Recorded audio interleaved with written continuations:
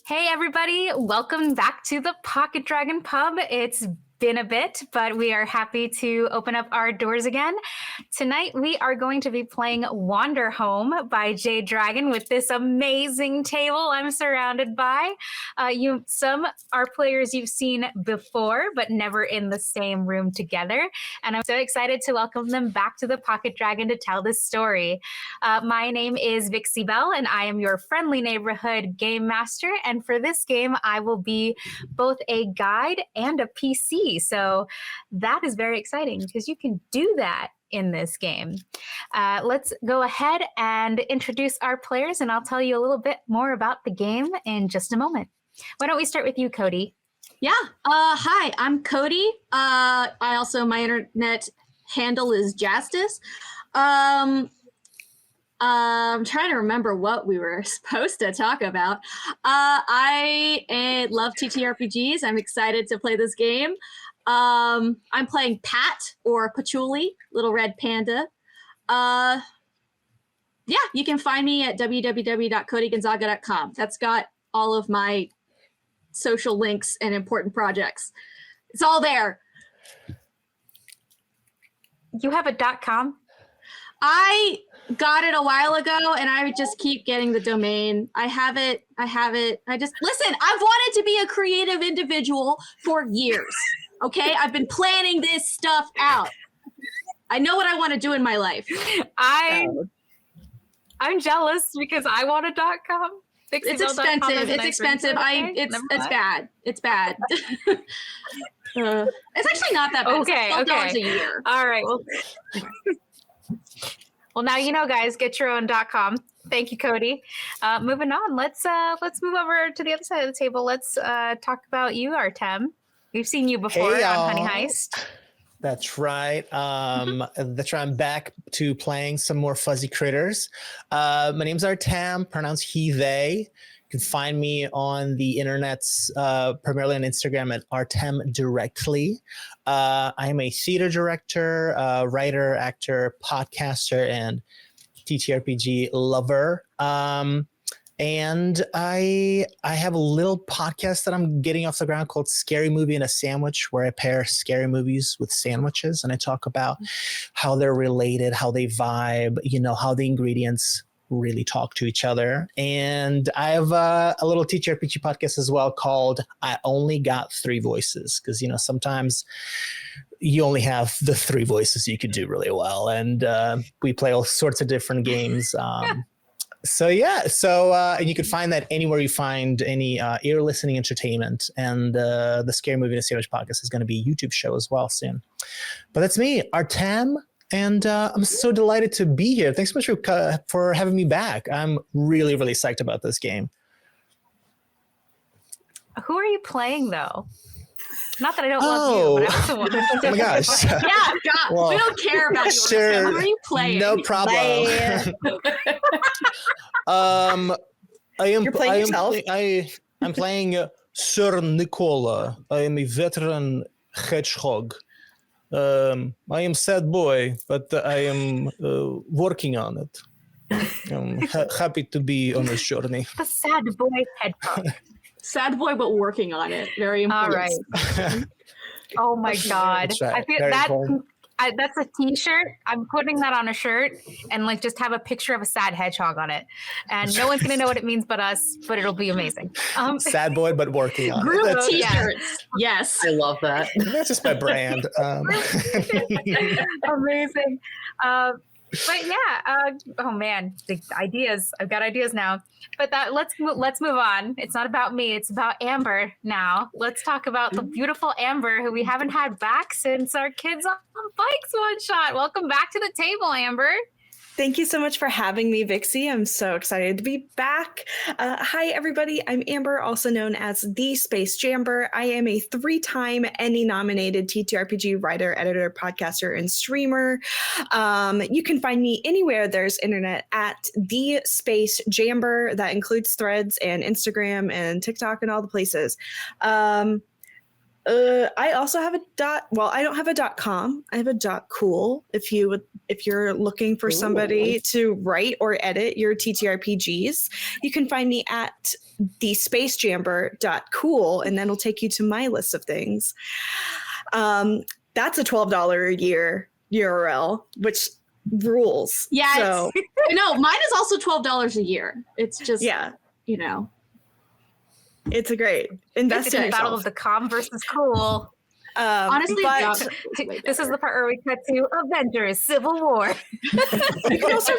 you can also get .pizza. You can get like .dog, What? whatever. You can get whatever the heck you want.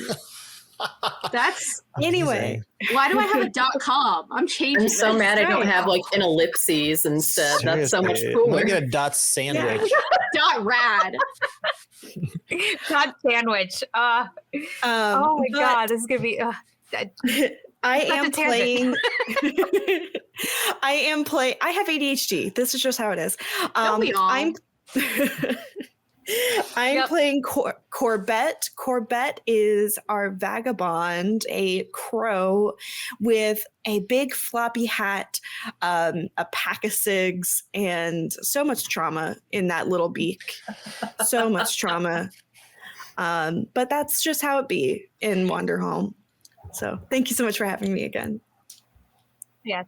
Yay! I'm excited. I'm excited to see Corbett in action. There's a lot of characters here that I think that have very deep levels of that we're going to explore in this game. I won't get too deep into that because we have one person left to introduce themselves, and that is the wonderful Kayla, who are also from our Kids on Bikes one shot back in December. Welcome back to the table, Kayla. Happy to have you here again. So happy to be brought back. This will be my second one shot that I've ever done, so I'm excited to get deeper in on it and dig my talons in a bit more on how this whole gameplay works and rides out. I am an actor in my other non-D&D life, an artist and general person who toys and has fun with makeup. I also have a .com. I am in the .com party, so sorry. You can find me at thekayla'mcd. .com, or you can also find me on Instagram with the same handle there. And I am playing Gimbal today. I'm an old goat who dons a cloak with a hood. If we can get that, there we go. Now we're in character mode. And she is a shepherd of honeybees. And I have 3 to 4 of them that I am very particularly fond of that you'll probably hear me muttering to throughout the game and instructing everybody else to pet because they are very friendly. I've gentled them well. Yay! Awesome. So this incredible crew, along with my character Tabitha, who is a lovely black cat, a veteran old lady with very Julie Andrews vibes, and who happens to take care of all the little forgotten gods, or well, most of them anyway, at least to her, in this group. So yeah, that's our table tonight. If you are not familiar with Wanderhome by Jay Dragon, there is a reason it is incredibly popular right now. It uses a system called Belonging Without Belonging. But the nice thing is that you have the option to play with a guide or without a guide within the game. So it can be played as a GM-less system. If you gather enough friends together, you can always just play on your own using the beautiful book, or you can also purchase the PDF as well. Like Cody. Cody got the PDF, I got the book. Between the two of us, we're set. But yeah, so that's everything. And that's right. I almost forgot my announcement. I have a little bit of an announcement at the Pocket Dragon Pub. We just recently found out that we are going to be going to Gen Con this year. I am stupidly excited about this. Keep an eye out if you're going to Gen Con for the Pocket Dragons actual play. We are going to be playing The Wild Sea. Oh man, by Felix Isaacs. It's gonna be so good. I'm so excited. Amber helped me name this particular one shot. And what do we call it, Amber? Oh, The Witch of the Canopy Debts. Yes, Witch of the Canopy Depths. It is a Wild Sea one shot. I'm so excited to share it with you. Is that I can't even begin the amount of fun that we are going to have. So be sure to look for it. Make sure you come out and see it. Come out and support us. I can't wait to see potentially maybe all of you guys in person who like to watch us. All 10 people. Yay! There will be more. There will be more. There will be more. We will absorb Someday. more. Someday, one day. But for now, I'm happy with 10. It's fine, But anyway, so those are our big announcements for today. I'm super stoked and excited for all of that happening. Y'all ready to play a game? Yeah. Yeah. Let's go. Let's do it.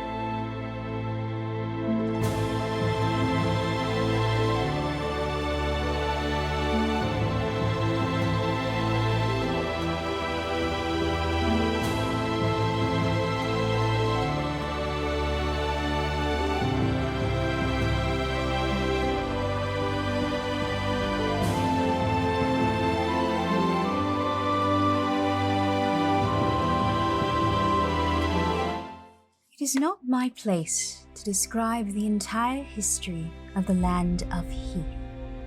After all, it wouldn't make for a very good journey if I were to tell you such a thing before we even put on our shoes. Instead, I will simply mention that there are legends about this place that hang from the lips of every old shrew, and a legend buried in the crevice of every stone. And in this beautiful land, working their way across it, are a group of a few merry travelers. During the month of monsoon, plodding through the puddles, in their rain boots or Wellingtons, however you prefer, their wellies, if you will, and making their way through the muck, all the way to a large bridge leading to an island. Why don't we introduce ourselves? Patchouli, aka Pat. She's a young red panda. She's probably human equivalent of 13 years old. She's got big stomping boots. She's always got a cap she's wearing backwards. She has an ocarina strung around her neck and an intricate pan flute on her belt. I think she's kind of, what is she doing? I think she's walking next to Sir Nicola and probably pestering him, asking him about all the sorts of, asking them for stories. I think she really likes hearing stories from them, so.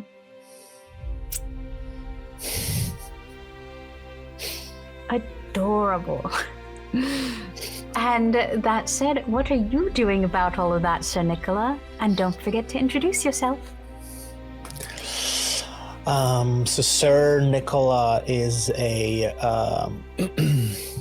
8-inch tall hedgehog, walking on a prosthetic limb, kind of moving themselves along at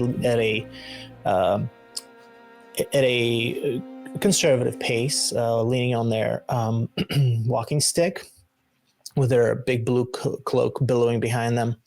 And Sir Nicola, I think at this time, is fussing a bit with their prosthetic, having spend a long time walking through muddy fields. With Pat there, and Sir Nicola is probably in their mid 40s, but actually feels older because of the life they've led. But Pat next to them, asking them stories. Sir Nicola is, no, Patchouli, that is not a great story. There's a better story. There's mud all over my foot. What is it, Pat? Well, everyone wanted me to stop playing my ocarina, so I'm bored. I want to hear a story. Don't you have other stories? Yes, I have many stories, but they are stories about a time that was bad, Pat, and I think that is not nice talking about bad time all the time. Okay. It's not fun. Do you have any not bad time stories? Oh, okay, fine. Not a bad time story. This is very difficult, Pat. Fine, okay. Okay, one time I was sniffing for a radish, and I found the biggest radish that I've ever seen. It was like 4 times size of me. This is big radish, you must understand. I could not roll it myself. Okay. So what I did. Pat's gone. Pat's already like, Gimbal! Okay. Gimbal, tell me a story. Okay, well, you want to not bad story. Good. Corbett! Yeah, someone tell me a story. And it's not about a radish. And while you are caught up trying to tell a story to someone who has run off already, Gimbal, you find yourself assaulted by the same individual. Would you care to introduce yourself? That would indeed help. We had some sirens going by, so I do apologize there. But Gimbal is an old goat. She is the resident shepherd of this group, and I keep my flock of honeybees, so I have many stories to tell if you would like to take a seat on good old Hickory. He's our biggest and brawniest of the group, and a good one to have a little ride on if your feet get sore. I am always wearing my cozy cloak because it is what shepherds do. I have my crook and I have my bug whistle for times if the bees get a little too far away from me, but they generally very much like the company of this group here. And Pat, I will tell you the time that Mitzi, our oldest one, got stuck in a tree. Oh, that does sound more exciting than the radish.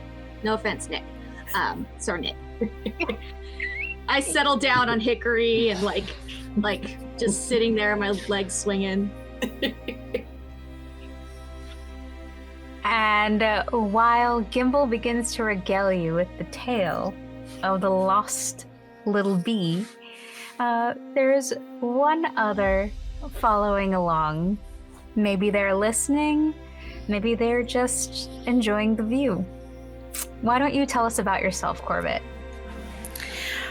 Absolutely. Corbett is, at this point, just listening and smoking a clove cigarette as best you can with feathers and a beak, but this is fantasy. And pouring rain. But right now it's about the feeling and the appearance of ennui rather than doing anything to actually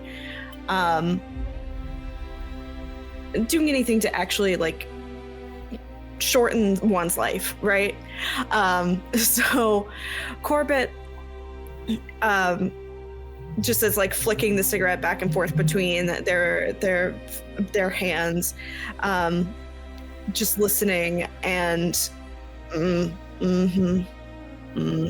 In response to Gimbal's the various points of Gimbal's story where appropriate, just to make it sound like they're being an active listener. But really, as they're walking along, the mud squelching underneath every subsequent footstep, they keep, instead of getting sucked into the mud, it feels like their thoughts keep getting sucked further and further back into the city that the town they were just leaving, and how similar it felt to the home they've not returned to in decades. They are a crow. Sorry, I didn't mention that. They are a crow. Wearing a big, floppy, black-rimmed hat that is keeping the majority of the rain out of their face and out of their beak. The long black cloak they wear is thankfully like weather wicking, so like all of the rain is kind of like beating off of the thick worn wool, so that it doesn't soak them down to their little tiny bird bones, but unfortunately the rain is too heavy for them to feel comfortable flying ahead and kind of scouting the road ahead for our group of adventurers.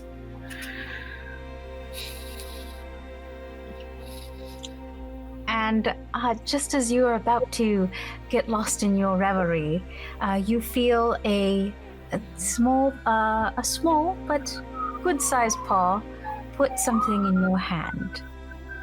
And that would be my character, Tabitha, an elegant, older black cat whose hair is swept up into a bit of a French twist. It's going slightly silver. The black has faded over time. And she says in her very musical voice, "Hold this." And I believe I get a token about that too. No, I just say it. It's a thing I can always do. Wanderhome. Yeah. Am I supposed to have this, or what is this, Tabitha? It'll make you feel better. And you see that what you're holding in your hand is a rock with a small hole in it.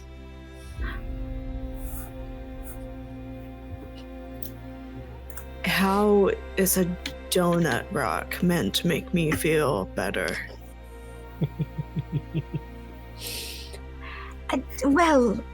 You see, it's not just a rock. It's a very special rock.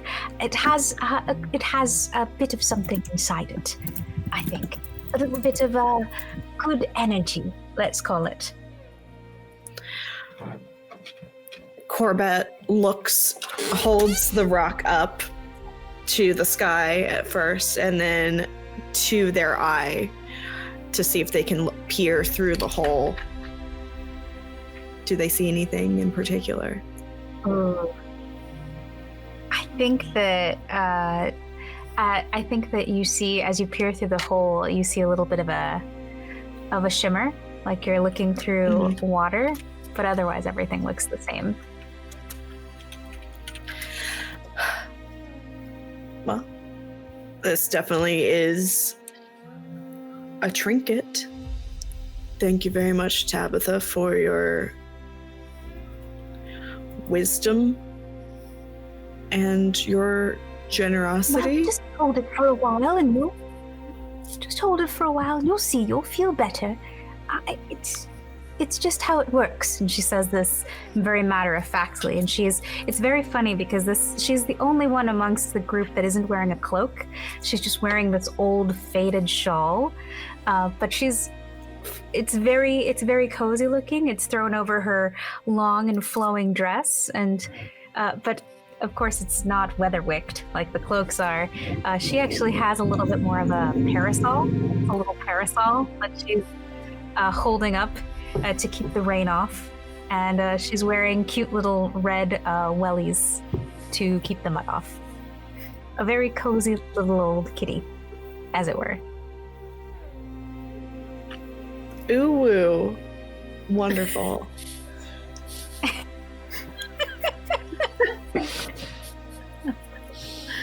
That's Corbett does not say ooh woo, for the record. Ooh woo does not exist in their vocabulary. That seems, yeah. That was a very That sad boy is not gonna say ooh woo. No sad boy says ooh woo in this game. No ooh woos, no oh woos. There are rules, okay? The rules.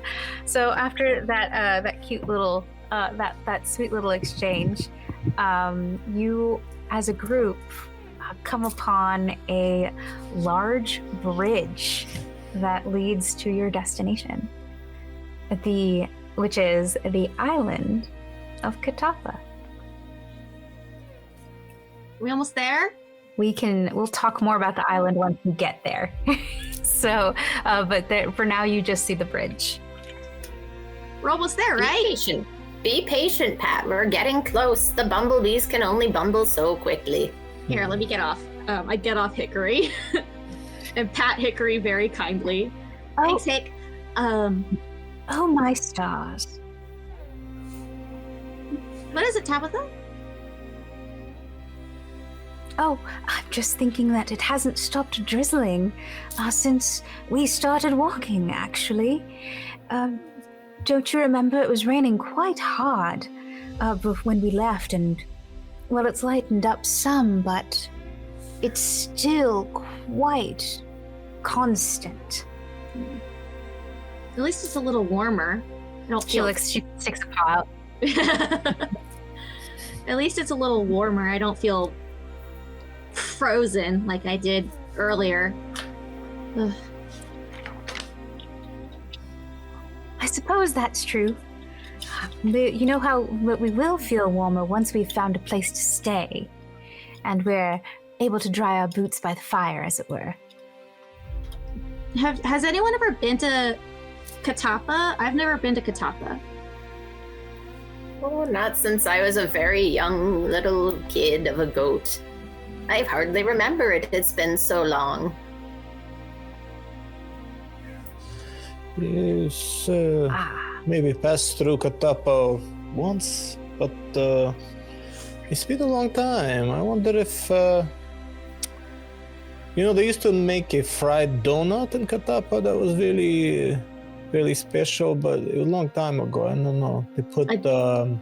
Oh, I remember the donuts too. They were something to be remembered. Wait, what's a donut?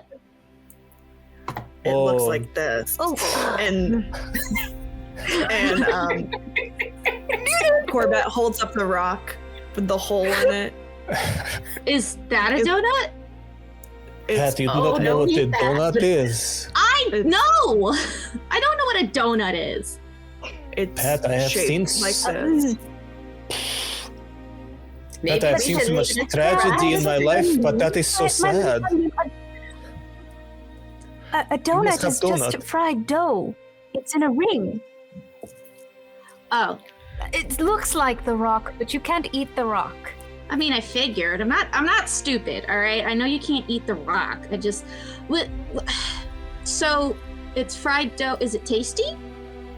Oh yes, it's often very sweet. Oh, yes. It is the most delicious thing in the world. And I think Pat, in that moment, Tabitha reaches out to you suddenly and puts her hand on your shoulder and says, "Did you hear that?" Huh? I listen. And do you look around? Do you kind of take a look around, see if something's making the sound that Tabitha thinks she's hearing? Mm-hmm. It's the sirens. Okay. Sorry. Yeah, it's the sirens. Very, very They're immersive. showing up for Katapa. This isn't Wanderhome anymore. This just became dark urban fantasy. Let's go. Anyway. Whoa. Oh wow, Urban Shadows. Wonderful. Oh my god, we're doing a hard right into Urban Shadows. Yeah. Urban Shadows territory. you're playing the Ragamuffin, right? Yes. I busted out the book, so you know some shit's going down. Dun, dun, dun. I'm Oh, no, excited. First within the first 15 minutes. All right, hold on. Where's the thing that I'm looking for here? What? Take your time. I got the Animal Crossing theme music going with. That's Yeah. You're good. set. You're set. You're in the zone. You're in the vibes. We've got the cook. I got it. No, I just verified it. Yeah, I know. The rules are just guidelines. They but really are. I would like to Especially in adhere to Wanderhome. the guidelines. Yeah, Wanderhome is a big, like, here's a narrative. Go ham. But anyway, so I think that as you look up to the bridge, you see a figure vaguely outlined in the rain. Do I recognize this figure? They don't look familiar to you, but they do feel familiar. And as you keep looking, they turn their head towards you. And you happen to notice one distinct feature about them. This individual And that has is their yeah. single white eye. And then it's gone. But now you know in your minds, because after he's gone, a flash in your mind shows you a market that's loud and bustling and filled with noise and the smells of food and the sounds of goods being sold. There's even music and performances. But it's so brief that you have to stop and think about it for several moments before you're able to pick out all of those details. And that is what you see. I think Pat kind of freezes in the middle of the road for a moment. And then they blink and they rush forward and their hands outstretched. And she's like, wait, don't. Oh.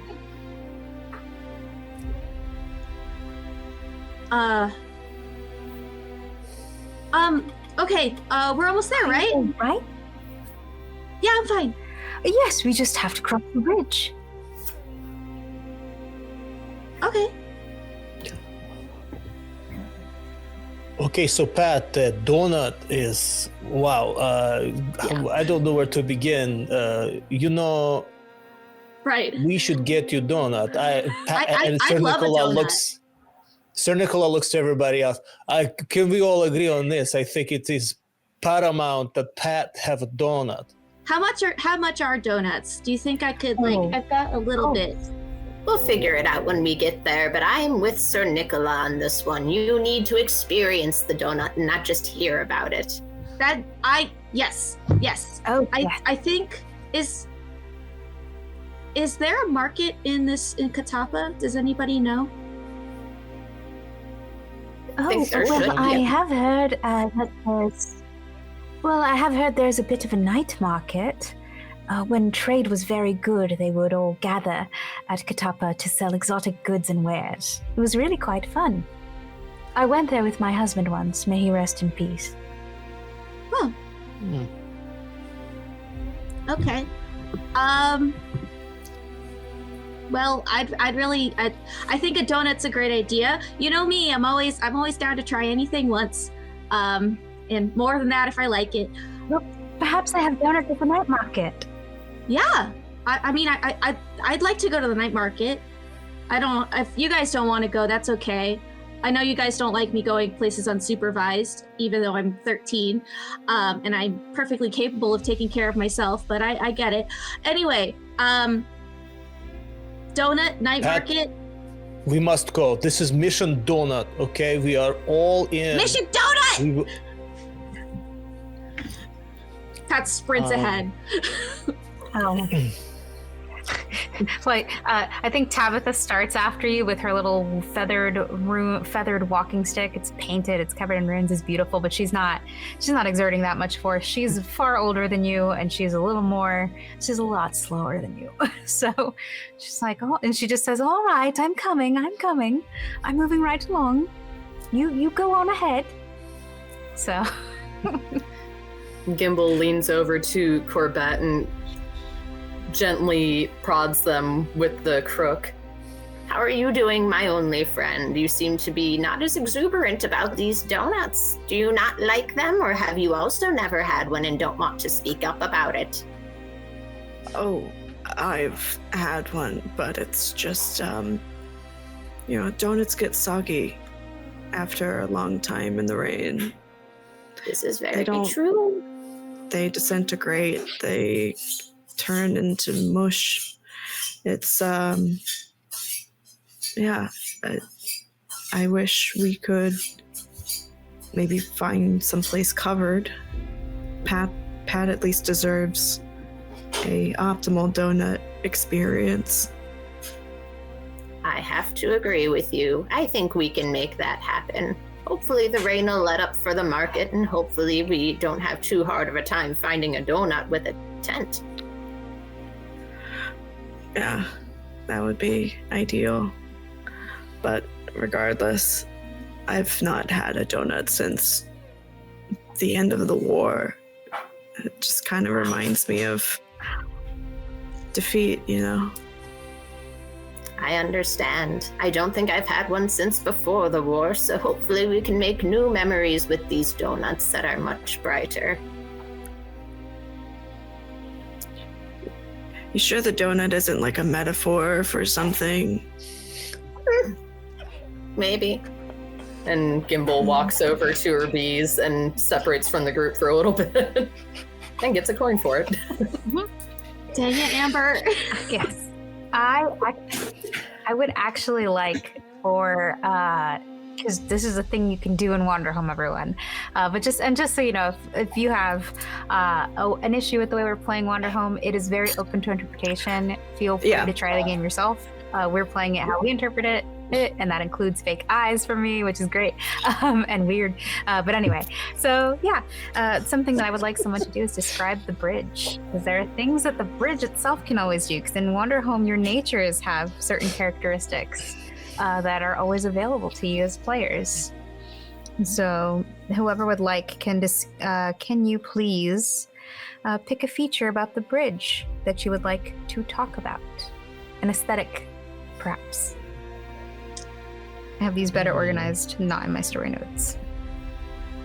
But you can choose, an aesthetic or a folklore about it that you might know.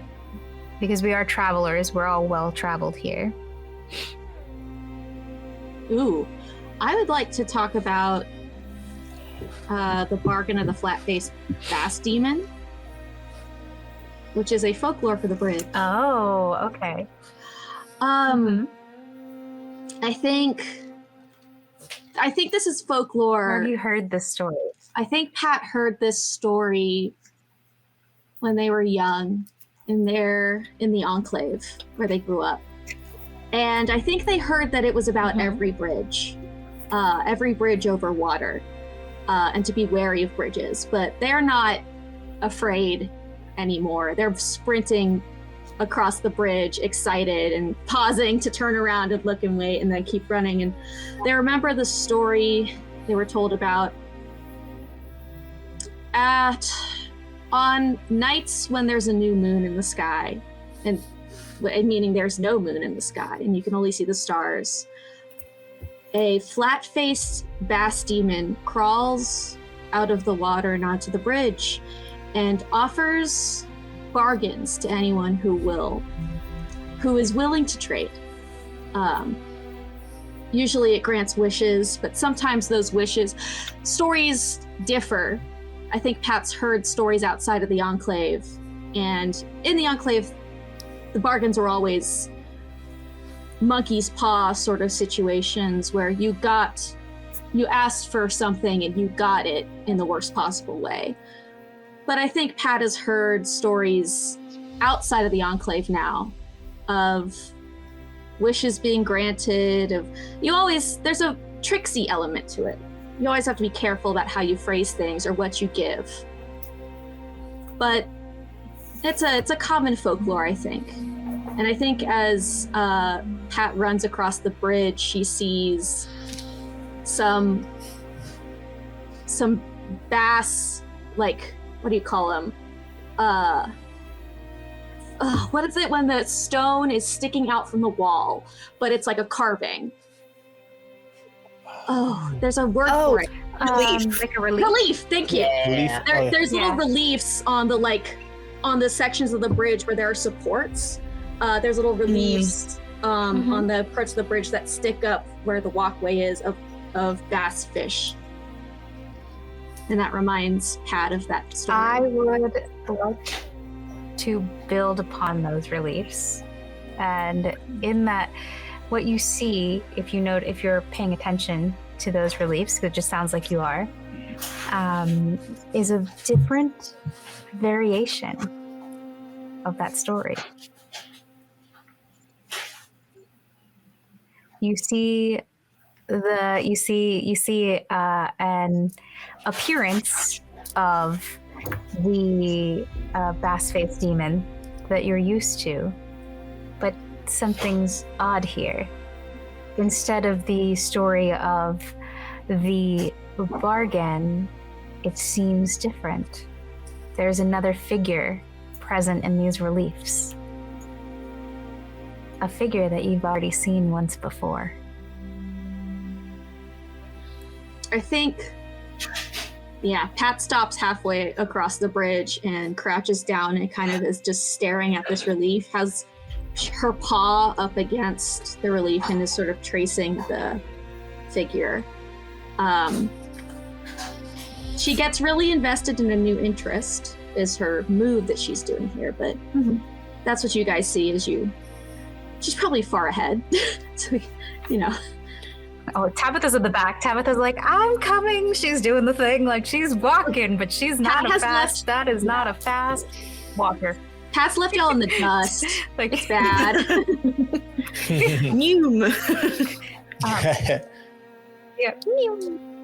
I guess, who would be, of all of us in the group, who would be the person to arrive first? I know it's not Tabitha. Not it. So... I'm probably actually hanging out the back with Tabitha, just silently, but not obviously. Make sure Tabitha makes it there safely. And are you saying arrive at the bridge or across the bridge? Get across the bridge to see Pat studying the reliefs. Ah. I think it would be Gimbal, because I'd be corralling the bees to get them out of everybody else's way. Because they also tend to just mosey. Okay. So chasing them onto there so they have new fields to explore as we continue our journey. Okay. So that's what you see Pat, like, at a dead stop looking at the side of the bridge. Pat doesn't notice you. One of the bees, it is Fuzzy, who is our cutest in the herd and the most affectionate in the herd, bumps into you as they are joyously just funneling off the bridge, off the apron there, into the fields and into the neighboring new flora and fauna to explore. That kind of startles Pat a little bit. And I'm right there next to you by the time you whip around. What are you looking at there? I can't see it quite well enough myself. I would love for you to read it for me. I'm not the best at reading, I think Pat's tail, I don't know if red pandas actually do this, but they do in this world. Pat's tail, when Fuzzy bumped into her, it poofed out like a cat's does when it's startled. And her fur is like all poofy right now, and it's getting soaked by the rain, but like she's like, read? What? It's not You were looking at the sign. Is it something to read or is it photos? My eyes are terrible. It's like a carving. you know the bass-faced demon story? Like the... I've heard it many a time, but it's been a while since I've even thought about it. Yeah, I think Pat looks at the relief and then looks back at Gimbal and is like, and like leans in, kind of Conspiratorially. Thank you. Conspiratorially. I know what you're Nailed talking it. about. You knew. I said the first few. Oh, I only needed the first few syllables. It's fine. Got you. Leans in and is like, there's a person with the demon on the carpet. And Gimbal zones out for a few seconds, and then gives her head a little shake to get some of the rain off of her nose, and then conspiratorially leans back into Pat. You know, maybe we should keep walking and not talk to everyone about this. I don't want everyone else getting spooked of a new land that we're just getting to.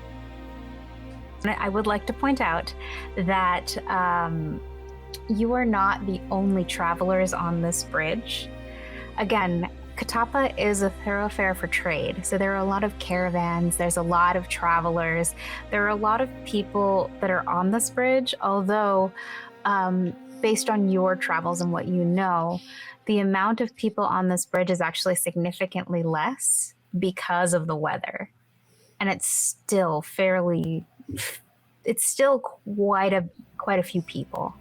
So you can only imagine how busy it is when the weather's nicer during like Bloom Meadow or one of the other months where the weather is milder and more conducive to traveling.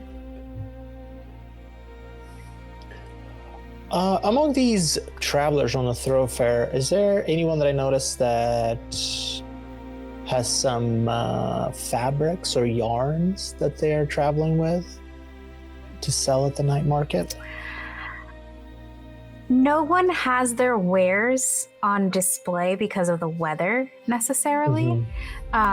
You can what you're seeing are more like, if anything, some of the wealthier caravans might have signs that are propagating their wares, and you might see one or two for blacksmith, for you do see some fabric vendors, fashion vendors, people who are tinkerers, repair shops, anything that people might be able to market at the night market. Some people you see like another one that's advertising for a pop-up bakery and little things like that. But that's really what you're looking at. No one necessarily has their wares on display.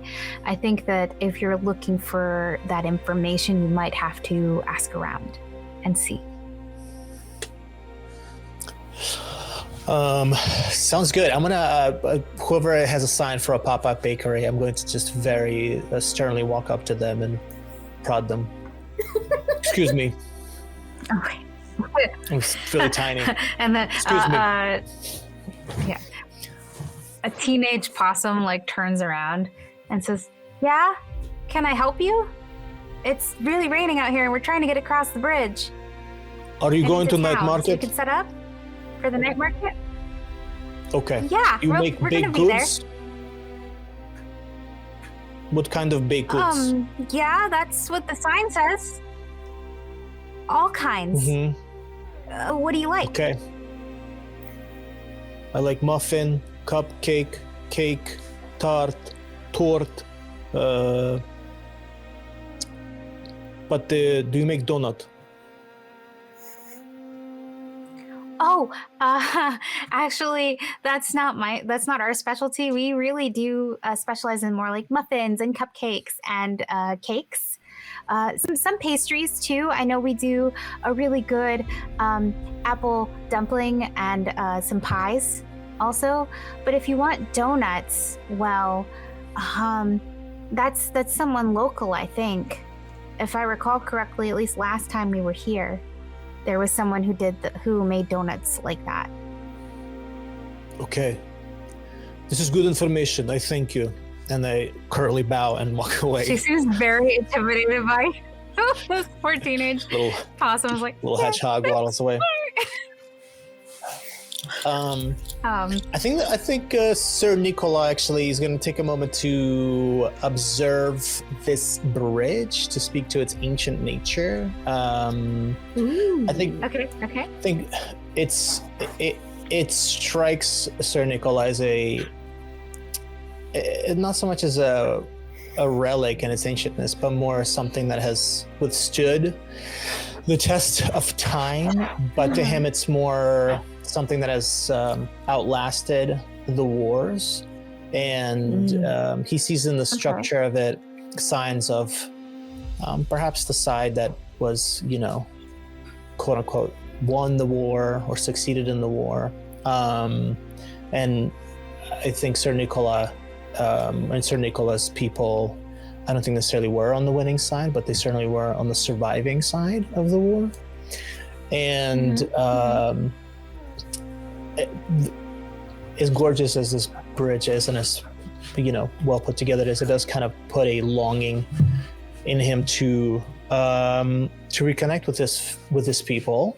And so he's just going to take a moment to look out into the water below and kind of get himself a little bit ready to interact with other folks, and kind of does this whenever you enter a new area. And he'll just do like a little pep talk for himself and just say, "Okay, Nicola, you don't have to be ashamed. Okay, everybody makes their way, and some people live and some people don't. It's okay. It's okay that you are here, and you deserve to be with people who love you and people who are nice to you, and you don't have to feel so ashamed. You're going to have a good time in this town. It's going to be a good time. We'll have a donut and get pet a donut.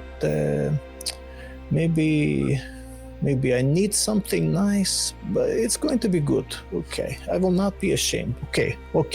And kind of Sir Nicola, then looks over and sees if Corbett is around, and as you're looking for Corbett,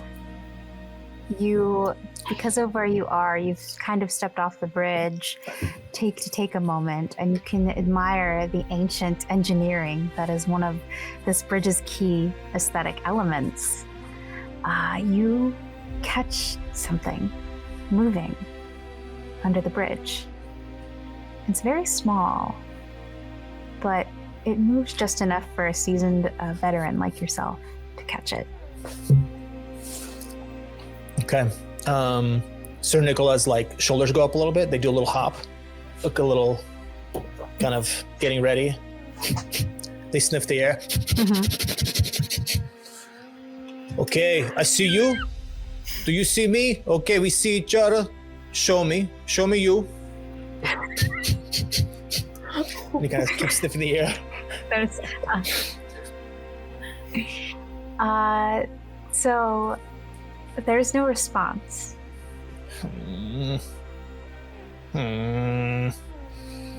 Okay. It is maybe just a trick. He'll get on all fours and sniff the ground a little bit and try to get closer to the area where he saw something. Okay. As you get closer, there's a very faint scent. It smells a little bit like a peat bog, but if it was on fire. So it's like a little smoky, a little peaty. It's not necessarily a pleasant scent, but it's very distinct, even if it is very faint. Okay, this is strong. Okay, maybe somebody needs to take care of this, and I think I'll keep going towards the smoky smell. And as you keep going towards it, you find yourself getting hit in the face by a carp that has leapt out of the water. A carp? A full fish. Just Gonna deck fish slapped. Full ass fish. That's like. What is this? Said, want to go, bro? Of course, because why shouldn't a carp just leap out of the water? Just like It was very rude. What? Hey, this is not polite. I am. Oh, right in my snoot. Is the carp still nearby? The carp is like on the water. Not on the water. It's out of the water. It's sort of flopping because it can't breathe, so it can't actually respond to you at the moment. Oh dear. Listen, carp, you are supposed to be in water, not out of water. This is not good for you. And I like run over to the carp and I start rolling it over to the river. This is silly behavior breathe, for like... carp. Come on. No, stop. The air is bad for you. It's good for me, bad for you. And I keep rolling it over to the river. Try to get it back in. As it falls in the river, it like, as it plops into the water, you just hear it yell, oh my god, what? And then it's gone. It went. Oh.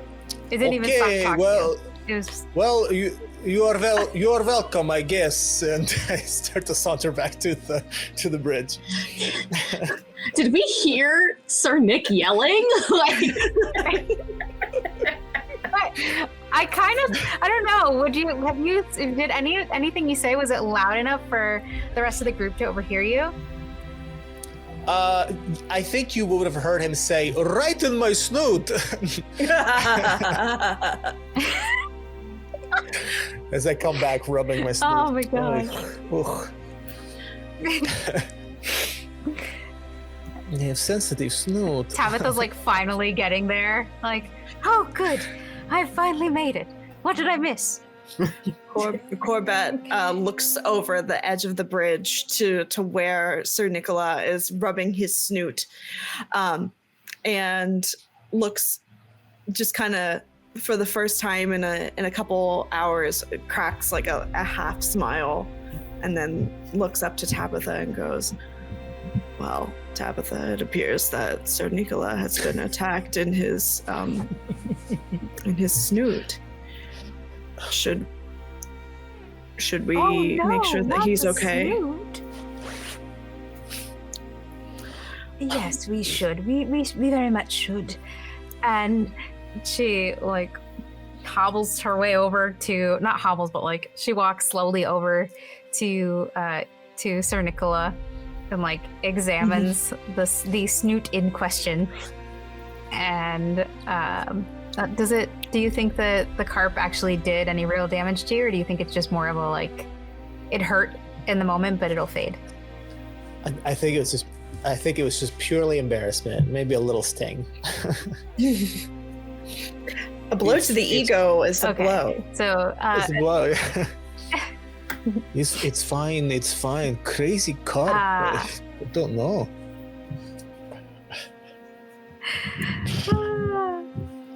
I think that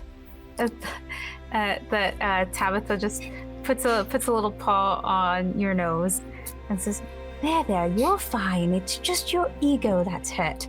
That can heal much faster than your face." We will see about this. She turns around to the rest of the group. "We can't just dilly-dally at the edge of the bridge all day. We should get on to Katapa and find a place to settle, at least for the night. After all, night markets happen at night. Isn't that right?" That was a rhyme. Nice one. It would be nice to have. Did not even notice. It would be nice to have the warm, crispy, crunchy embrace of a donut in my beak again. It's been far too long. In that night market, though, it is. What time of day is it? it's hard to tell because it's it's been drizzling nonstop. So it's one of those days where you don't know what time it is unless you're like really paying attention. I would say it's like mid-afternoon, probably I would around afternoon tea, I would say, or if you're having a late lunch kind of time as well. So, well, there's got to be. That's what I would say. There's got to be inns and taverns here, right? I mean, we can probably find somewhere to stay.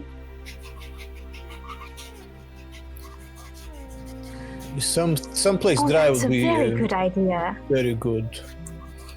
Okay, come on. Pat runs runs further off the bridge and further into Katapa. Oh, Pat is always running. I think Tabitha calls after you. My sunbeam, you're going far too fast. I like slow down an iota. I slow down just a little bit. I've got a bad feeling about this. Oh, good. Well, we can't let him go alone. We must catch up in good time. Well, Tabitha just sort of nods, like one old lady to another, like we can't run We're like done that hustling. No more. Yeah. Gosh. Listen, I'm playing the one person here who's under the age of like 20 or 30 or something. I gotta bring the energy. It's my job. I'm 30 in crow years. Yes. Gimbal just thinks that you keep it's her theory is you keep us young kind of thing for having the young little whippersnapper chilling along everywhere, bouncing up and down. And I'm like, she's into it. She's happy to have somebody that's spirited. Pat goes and finds like an inn or tavern somewhere and just walks in the door and puts her paws up on the front desk area and looks up at the person and is like, "Hi, do you have room for 5?"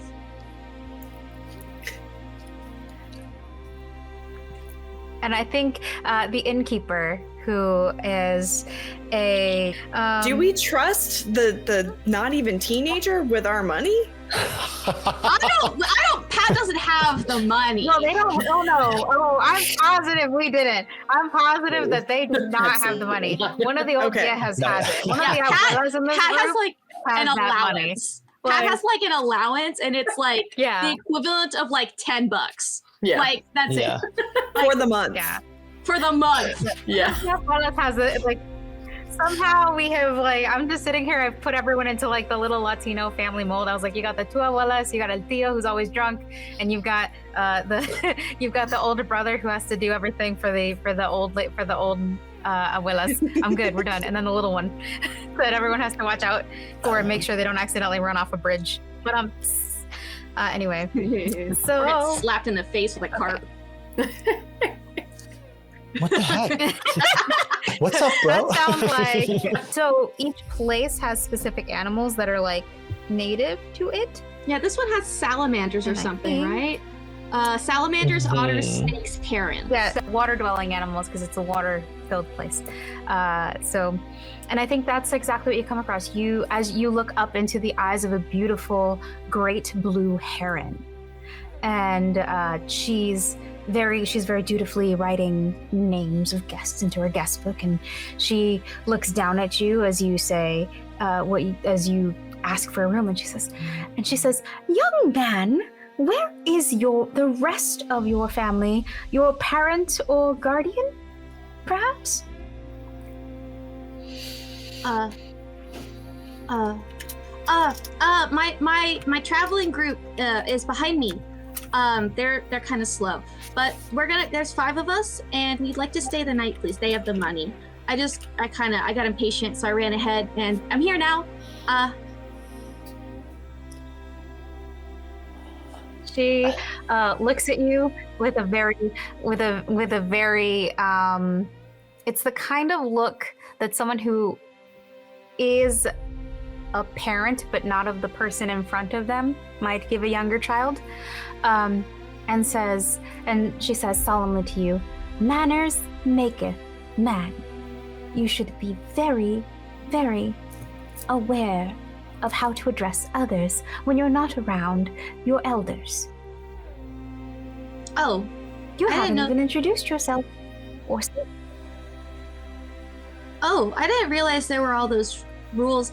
I'm Pat, and I think Pat, she takes off her hat and presses it to her chest and like does a little bow. I'm Pat. I'm 13. Who are you?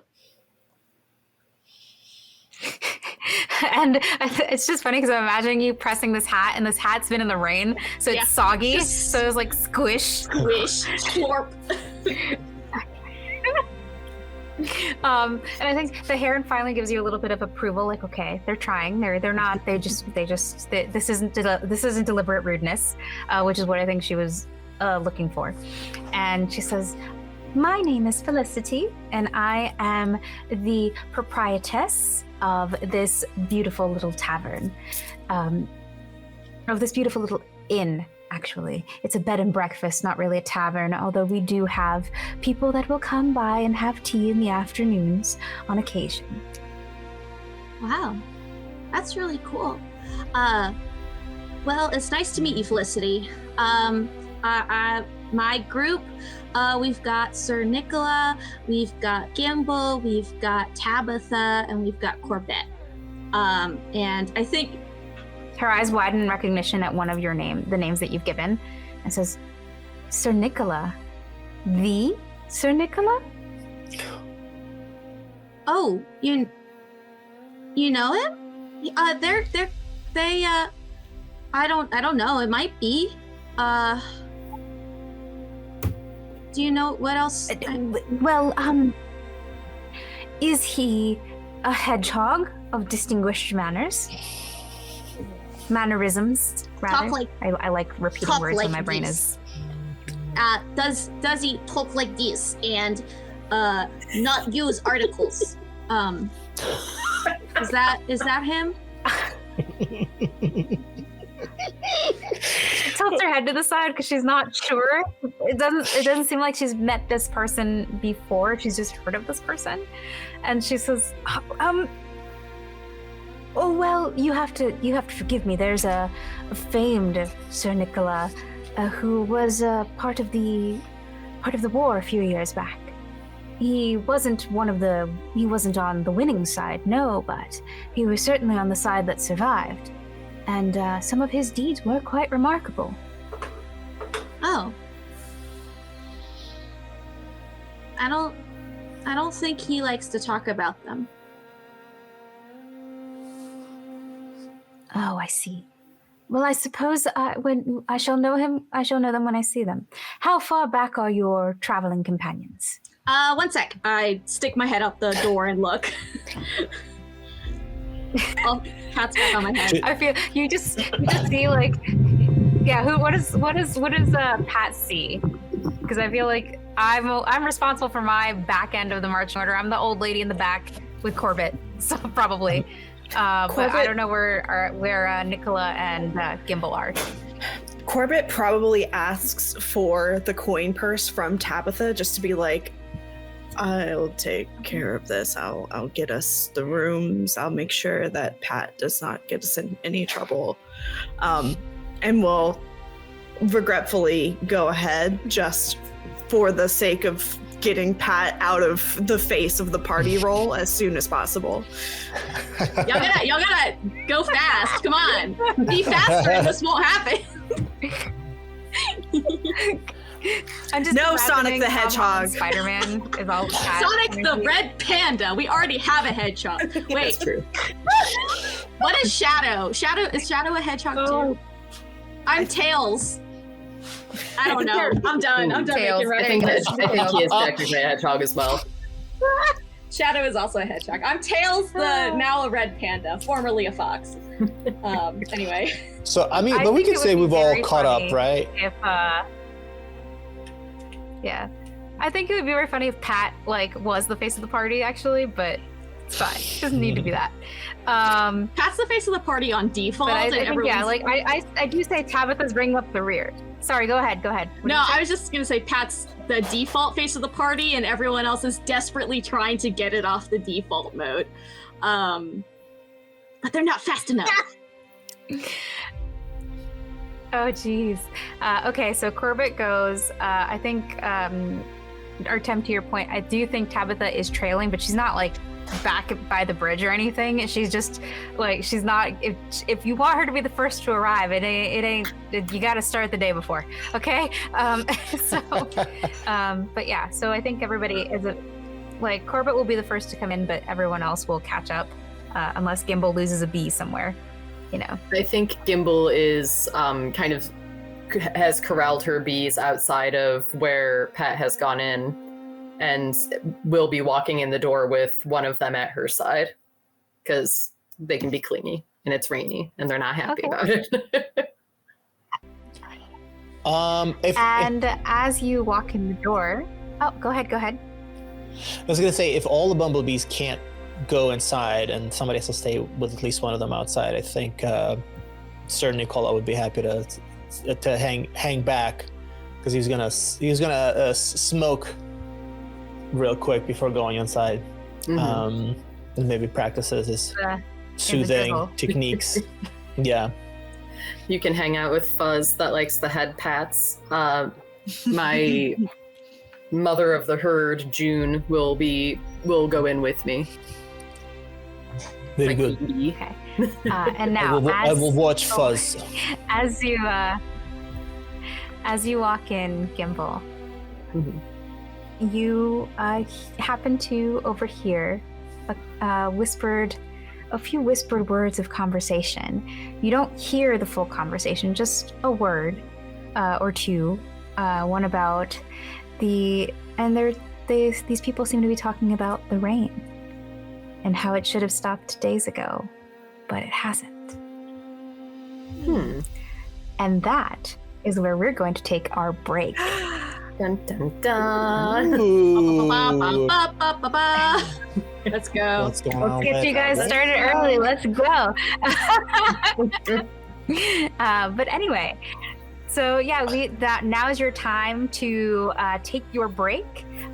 For us to take our break, for you to take your break, refill your drinks, grab a snack if you're hungry, and we will be back in about 15 minutes to continue this story. Thank you for joining us for this playthrough of Wanderhome.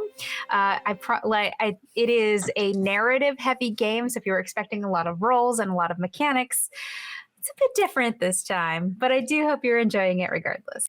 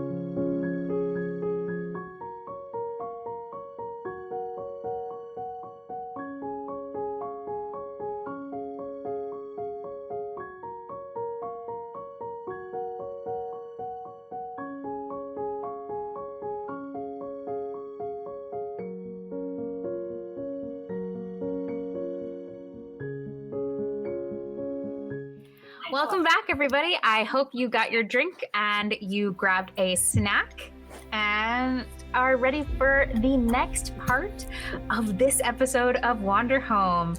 Our travelers have come into the place known as Katapa, a little island accessible by a bridge that apparently has a thriving night market.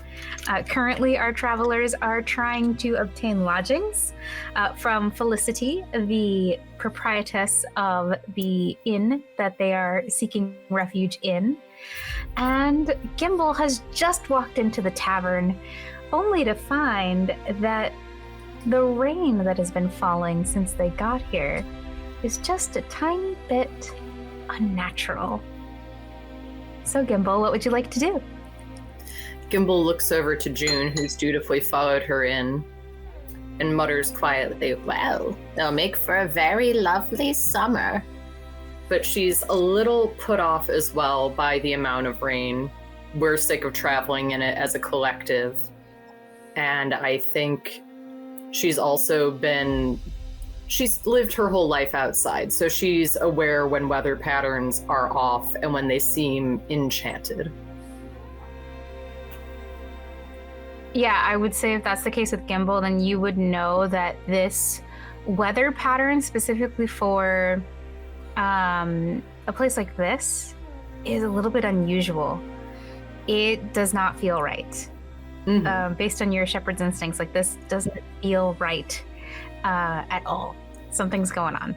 She definitely tucks that information away, though, as she makes her way to the counter to go catch up with Pat finally. But she wants to consult Tabitha later once we're settled down, probably in the evening. See if Tabitha or any of her gods have anything to say about it. Oh, what a good conversation that's going to be. Okay, so that said, so Gimbal has come in and joined Pat.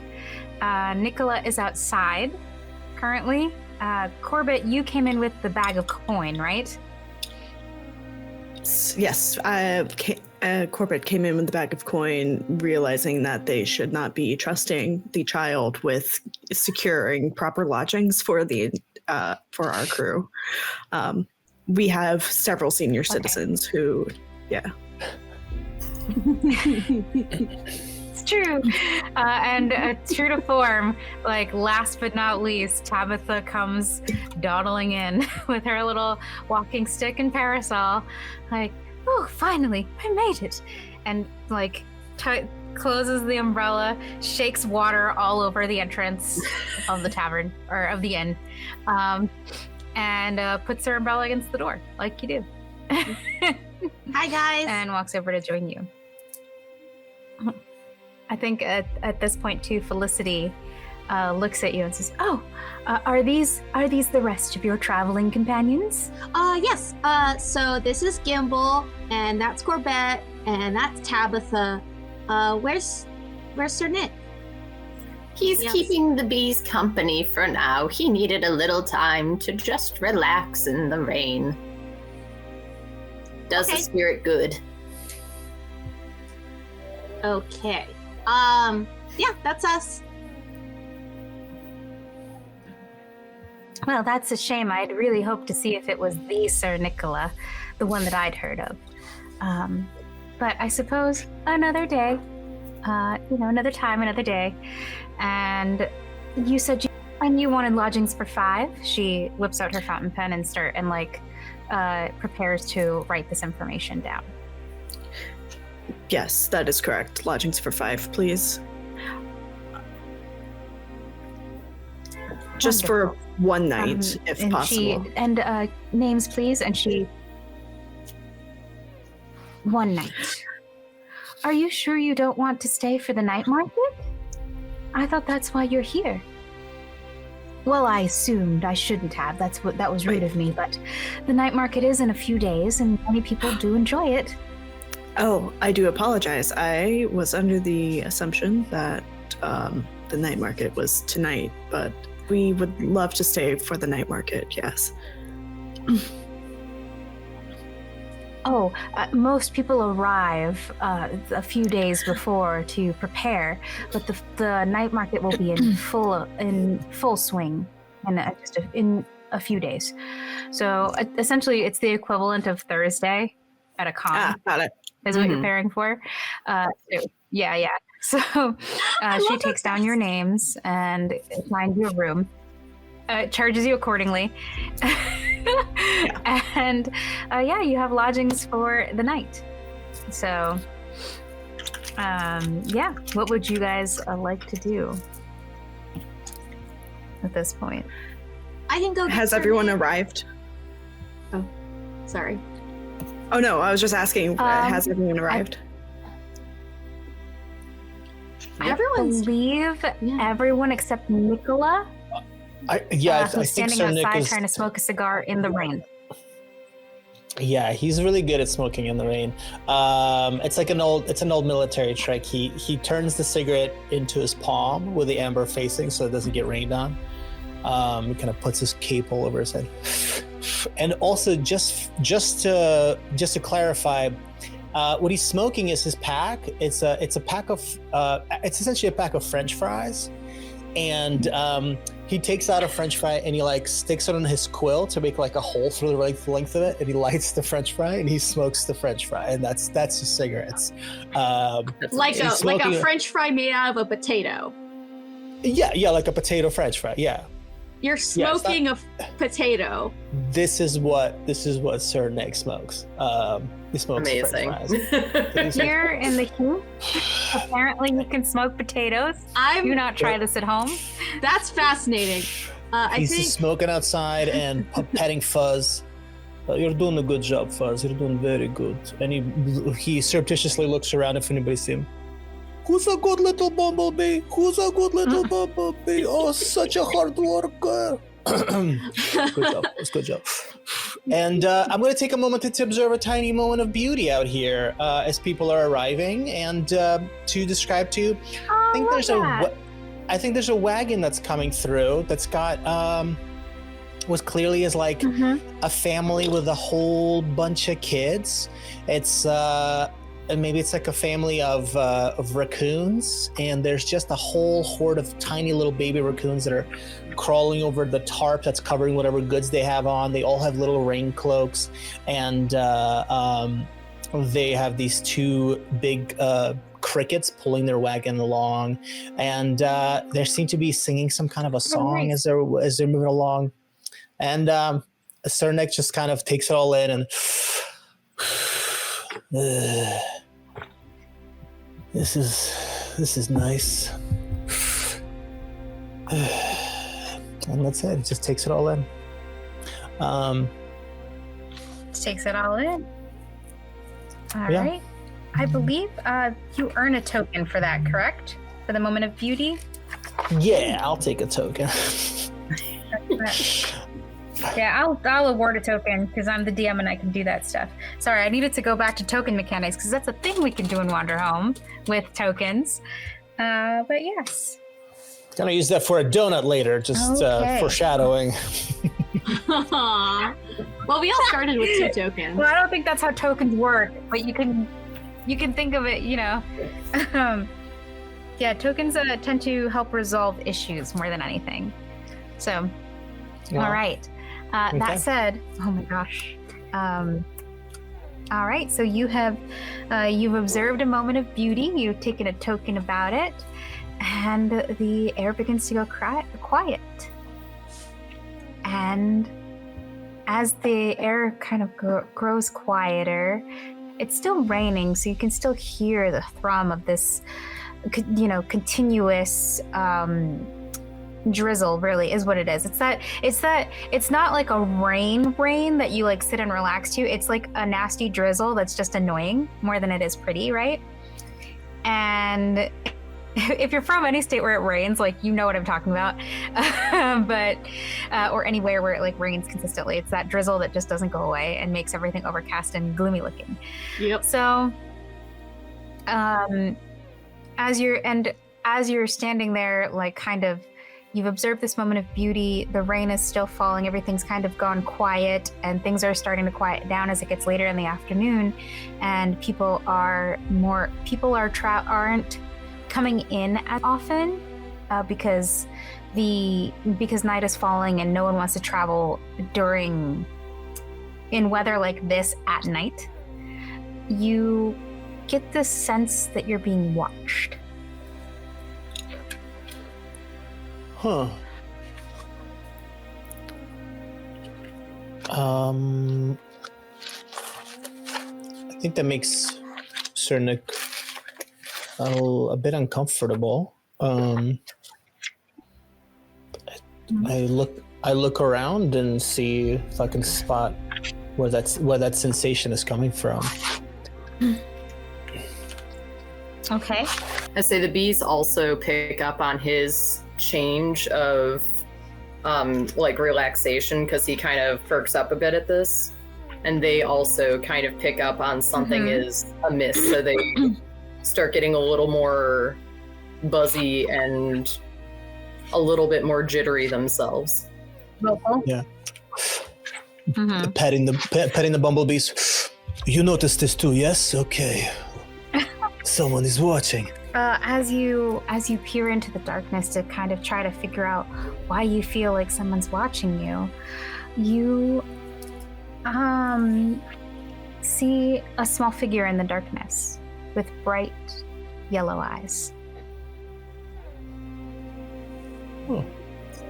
They're half hidden, but it's like they're peeking out, like looking at you a bit curiously. Okay. I try to look casual. Oh yes. Okay. Very wet outside today. Oh, interesting. Try to look casual, but still like try to see if I can like catch them sneaking another glance. You do. You were like this little, curious little creature peeks out at you again. Okay. Well, since I've got the bumblebees with me, I don't want to like leave them, so I'll attempt my soothing technique, the craft that Gimbal has been teaching me, to try to coax the bumblebees to like stick with me as I like go to inspect who it is that's like looking at us. And of course I'll say the soothing words that Gimbal has taught me. Kayla,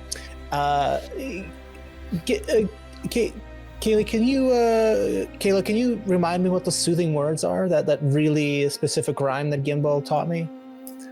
The very specific rhyme for calming the bumblebees. Yes. Is honey sweet, honey kind, honey takes its time. Damn, okay. Love it. Brilliant. Got it. So amazing. I need to write that down for myself so I can fall back on that later. Yeah. Honey sweet, honey kind. kind. Honey takes its time. Honey sweet, honey kind. Honey takes its time. Okay, everybody, we take time. Honey sweet, honey kind. Honey takes its time. The bee that came with Gimbal inside is now like bumping into the door repeatedly to be let out, so that catches Gimbal's attention to start to head from the desk back towards the door to head outside, see why the bumbles are upset, because she's been with them enough too. She can hear the frenzied buzzing as well. She knows something's up. Okay. And as you're singing honey sweet, honey kind, honey takes its time, Sir Nicola, you hear a small voice join in. They really like the rhyme. And they say, honey sweet, honey kind, honey takes its time. Like they're not as it's not quite the same rhythm. It's the rhythm of someone who is learning a new song for the first time. But yeah, someone is singing along with you. Yes, That's good. That's good. Don't rush the rhyme. It is about taking time, right? Honey sweet, honey kind. Honey takes its time. Okay, do it with me. Honey sweet, honey kind. Honey, sweet honey, kind.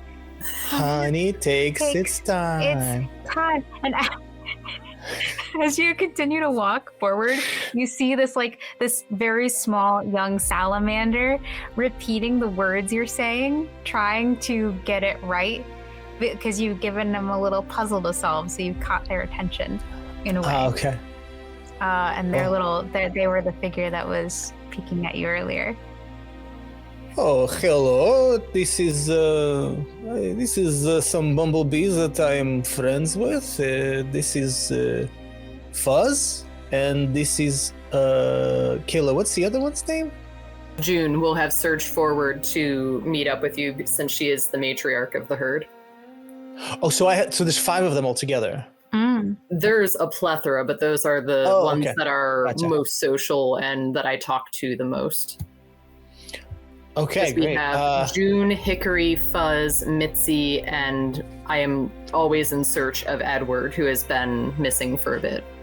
So this is June, Hickory, Fuzz. No, not Edward. I know. What is Edward? Edward. Okay, Edward. Oh, I have to find Edward. What is your name? Are you alone? The salamander looks very afraid that he got caught. And he says, I'm not supposed to talk to strangers. Okay, and he that looks is down smart. And it tries to walk away. And he tries to walk away. He starts walking away from you because he's really scared. Okay, that is smart. Be safe. The bumblebees do not bite, just so you know. Okay. But remember the song. It is a good song, Bumblebees, everybody needs a little song. Okay? Mm-hmm. So as you say, this little salamander looks back at you I kind of want to trust this person, but they're still a stranger and stranger danger, And they say, I'll remember, don't worry, I got this. And as they leave, a familiar scent catches your nose. The scent of smoky peat. I start sniffing the air again. When I smell this last time, my snoot got bumped by carp. What is happening? I need to find my squad, and I say, okay, come on, bumblebees, and I rush back to the hotel because I'm very concerned about what the smell means and what happened last time. And Gimbal will be outside to meet you since she's let June out and is curious as well. Are you doing all right, Sir Nicola? You look a little bit frazzled, a little bit poofier than your usual. Yes, I'm having a very strange evening. Thank you for asking.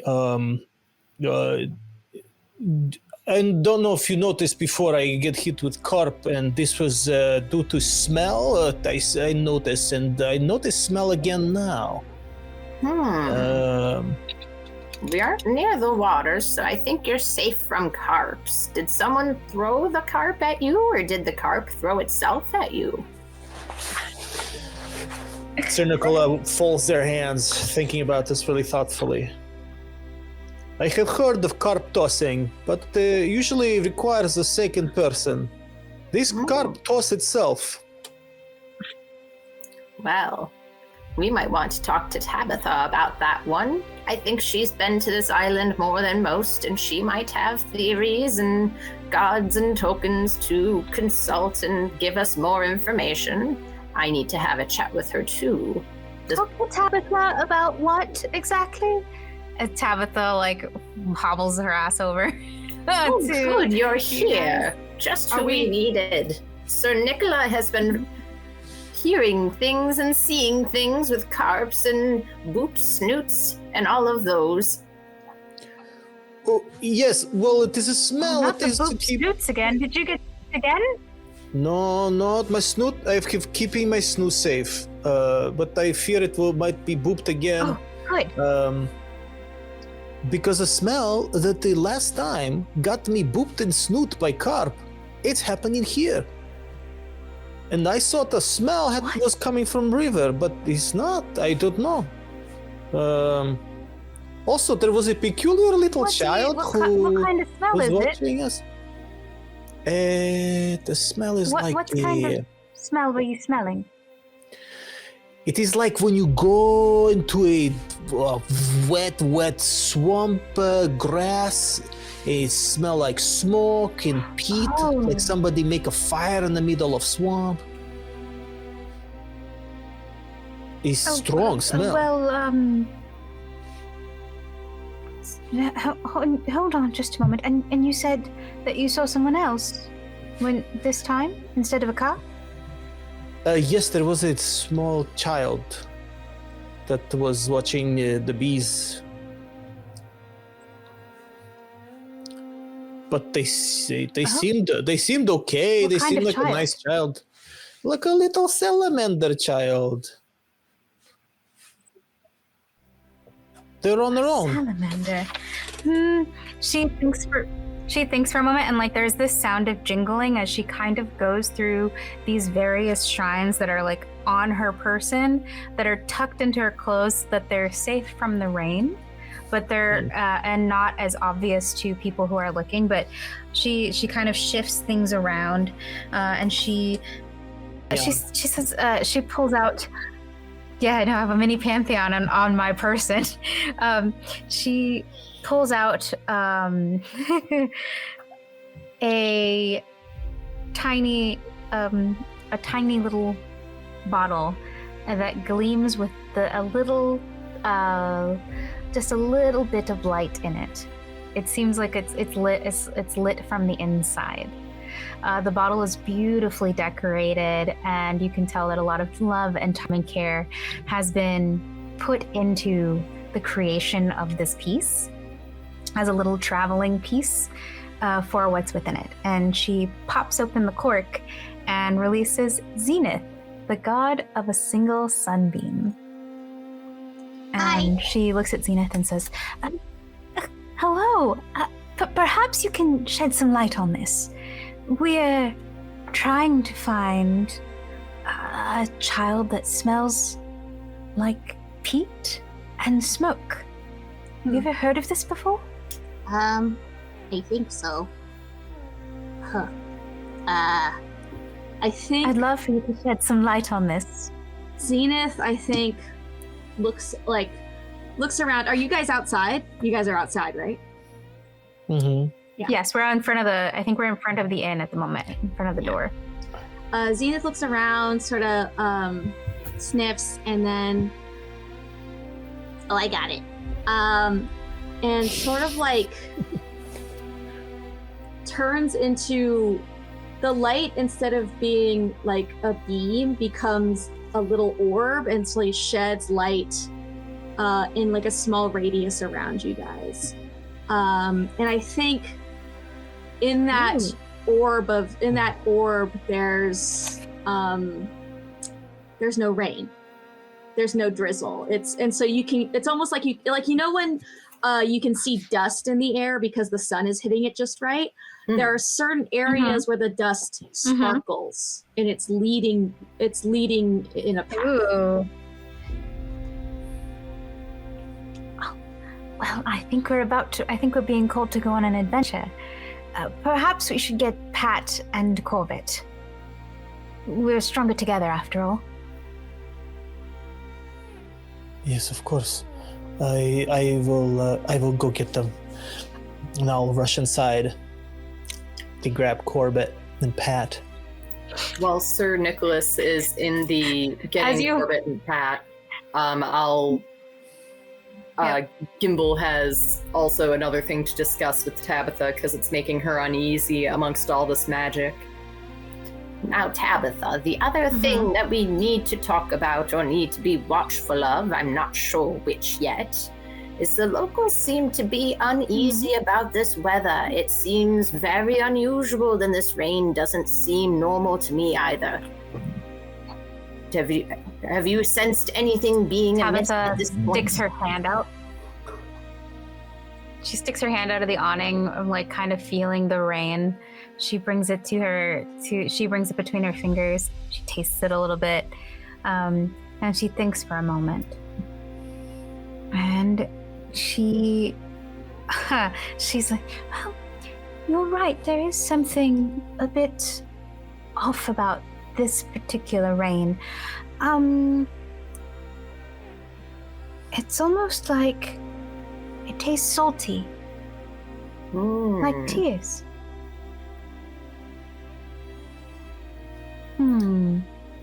I wonder what that could mean. Should we tell the others to be mindful, or should we not cause them more worry? Well, it's hard to we should tell them to be mindful. It's just that we don't know what we're being mindful of. Very fair, very fair.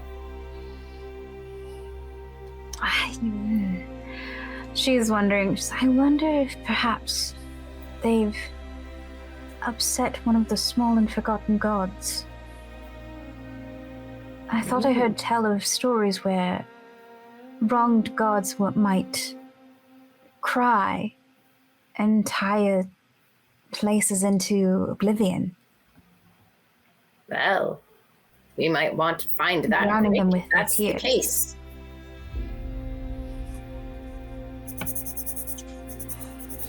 Well, yes. I think that's the best thing to do if we want to enjoy a night market in a few days. If it keeps raining like this, it might be a floating market. And she laughs at her own joke. She thinks she's so funny. And it's like the old lady laugh, that kind of laugh. Beautiful.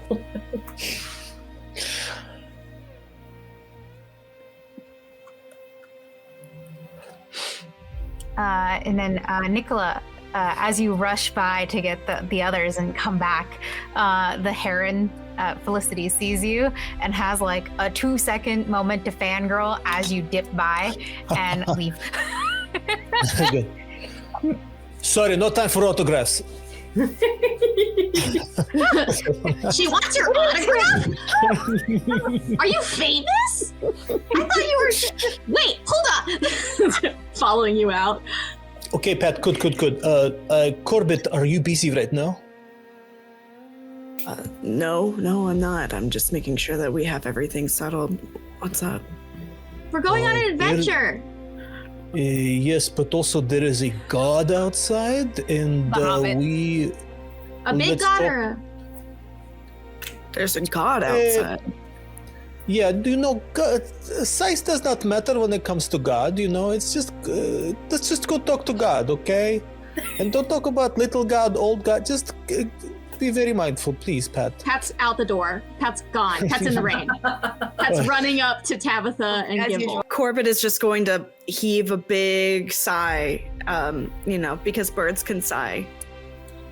And then... Everything can sigh. Yeah. Adjust their big floppy black hat and stride outside. Nice. I rush Corbett, up. Oh, go ahead. Okay. I was gonna ask, Corbett, I wanted to ask you actually, maybe another time, but where did you get your hat? It's kind of good. It's very good. Oh, well, thank you, Sir Nicola. I appreciate that. I assume you and I were on opposite sides of the war. At the very least, I was part of like the revolution. So was Corbett's the revolution the winners? Or the rebellion the winners?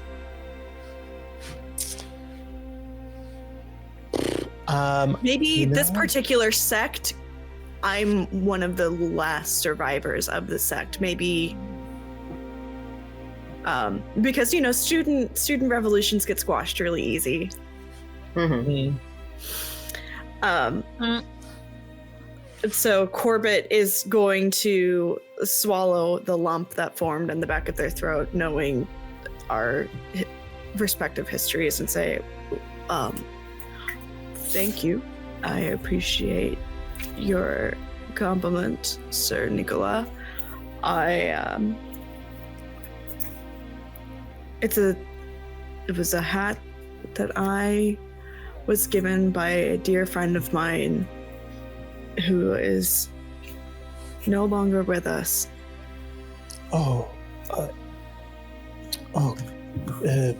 Corbett, I apologize. I did not want to bring up a sad memory.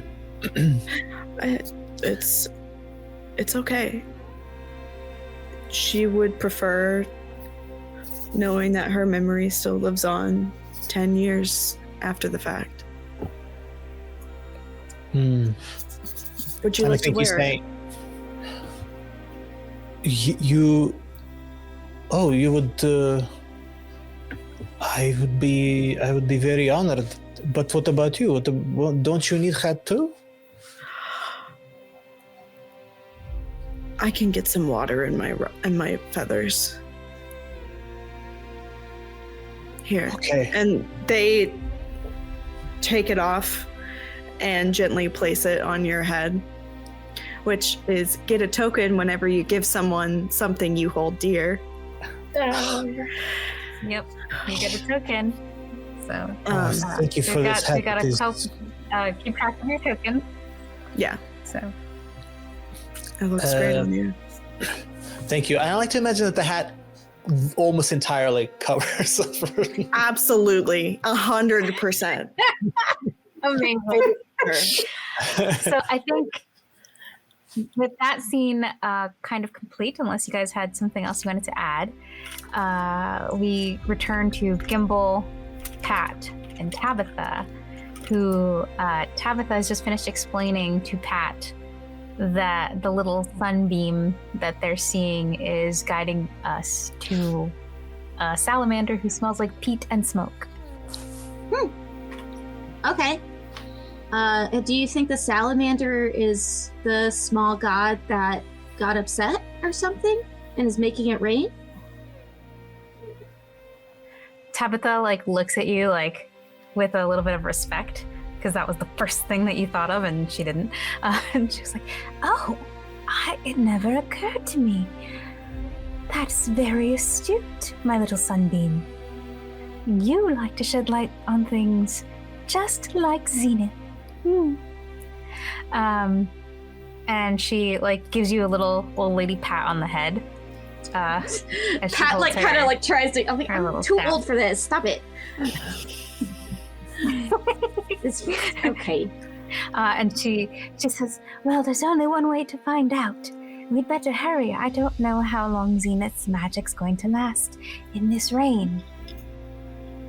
Okay. Gimbal, are you coming along? Oh, yes.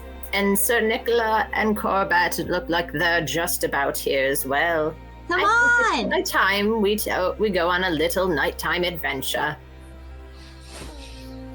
Ooh, did you trade hats? Tabitha.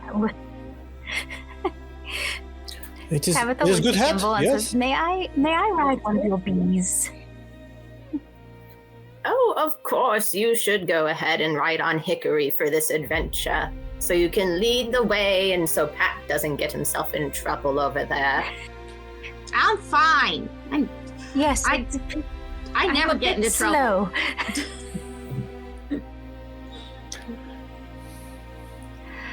Even sunbeams can cause fires sometimes. I think Pat looks at And so she hops Zenith up on and winks at Zenith and is like, all right, are we ready? Let's go.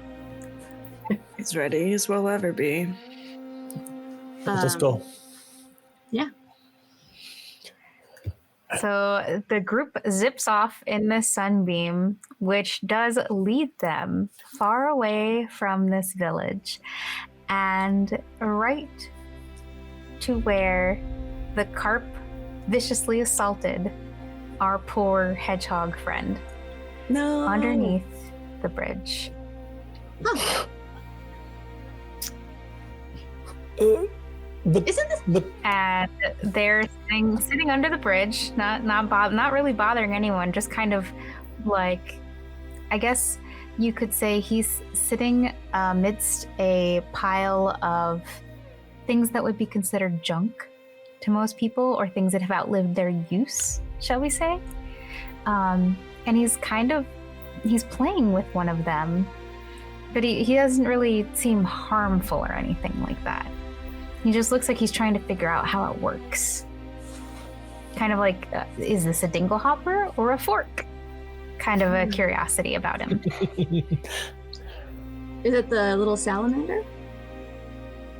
It's the little salamander, yes. It's this little salamander that Nicola had met earlier. He's he's a beautiful reddish orange color with black stripes on his arms and his back, and the back of his neck, but presumably his back as well. okay. And he seems very small. He seems, well, not very small. He seems young, is what it is. He seems about Pat's age. Threw the carp at you? Well, no, I did not see who threw carp at me, but this is the salamander that was trying to teach them a Gimbal song about the bumblebees. Oh. I don't. Well, hi. And as you get closer, you can hear him. You can hear him singing the song you taught him. Oh. The honey, sweet honey. Like, he's trying to remember the song. Like, and his little tail's moving as he like tries to play with this thing and sing this song. It's very adorable. As the salamander's singing it, the bumblebee, because the only one that came with us was Hickory, and he kind of like perks up a bit because he heard it before too. It's a soothing thing for him, so he's like, "Ooh, okay, it's a friend." I think Pat's gonna walk up, like kind of like slowly, slower than usual, and be like, "Hi, I'm Pat." The salamander looks up at you when you introduce yourself, surprised, and like drops the thing he's holding and like immediately like hides behind a bigger thing and peeks up above it and says, What are you doing here? This is my space. Go away." Oh, okay. Sorry, we were just a little worried. Cause my friend Sir Nick saw you, and you kind of ran off, and we were just worried about you. He was a stranger. I'm not supposed to talk to strangers. That's fair. But his name's Sir Nick, and he's really nice. And I'm Pat. What's your name? The salamander like does not move, is very sus of you, is very suspicious. But so he says, "My name is Benji." Well, now we're not strangers anymore. Hi, Benji. Hi. He like waves his little salamander like feet, like they have the little digits with the dots The on little the end. flap. Adorable. Yeah, he doesn't move. He just waves his little fingers at you. Nice to meet you, Benji. What do you want? Well, I mean, we were kind of, this is gonna sound weird. We're following a glitter trail in the sunlight, and it led us to you. I know, it sounds weird coming out. How come? How come we're following it, or how come it sounds weird? How come the glitter trail brought you here? We're not sure. We're kind of, the rain has been there's been a lot of rain, and Sir Nick got smacked in the snoot with a carp. which was kind of funny, but I'm not gonna. Don't let him know that I think that. And I don't know. There's a lot of mysterious stuff happening. Well, the Mr. Nicola or Sir Nicola or whatever his name is was being rude, and the carp was only doing its job, protecting underneath the bridge. It's my spot. Oh. It's your spot. Is it like, do you like it like this with all the stuff? They get excited that you're curious about their spot, and they're like, and they say, yeah, it's my spot. Look, it belongs to me. And because he's a lizard and he has little sticky feet, so let him stick to all the things. He crawls up the side of like the underneath of this arch of the bridge and like sits in the middle of it. And as he sits in the middle of it, the entire, like all of the carefully carved reliefs and runes light up with like a brilliant, warm orangey glow. And you can see the story that you were reading, trying to read earlier in the rain, but like beautifully illuminated now, clear as day. Oh wow, that's really cool, Benji. That's awesome. And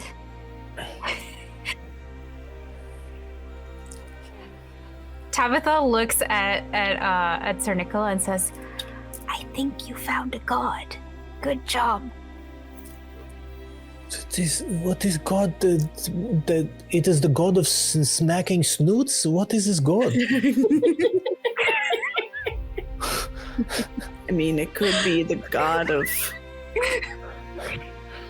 There's a god for everything. A god for tiny melodies might as well be a god for smacking snoots. Okay. As like... How does one pray to God of smacking snoots? As you're having this exchange, Benji, now very excited, you activated his little excited brain, like crawls back down the wall very speedily and comes over to you, Pat, and like kind of studies you a little bit, like, and says, you feel similar. Something about you, they sniff, reminds me of them.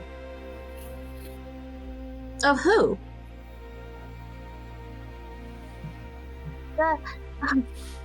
They try to they think really hard. They look at thinking really hard. The traveler that came and made me a promise. You remind me of him. But you don't look like him. What did he look like? Oh, you couldn't miss him if you saw him. He had white hair down to about here, and he touches his eye for a minute. I think he had one eye. What kind of promise did he make?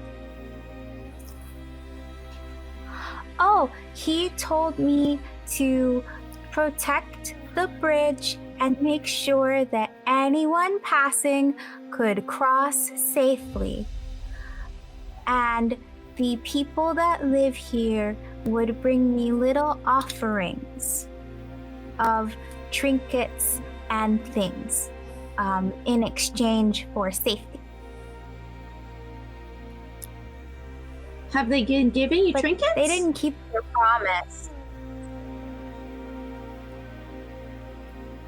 Well, that's not fair. Pat, I think, kind of looks down. Benji motions at all of the junk. Yeah. That he collected.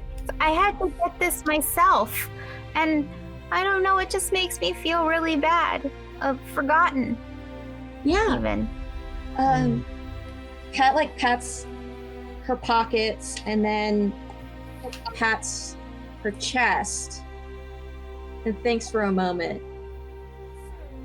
And then smiles and takes the ocarina off of her neck. Oh. And it's like, Oh my god! well, this was, I think, my first real toy that I thought I gave myself. And you can make music with it. And I have another musical instrument, but you can have it, and hands it over.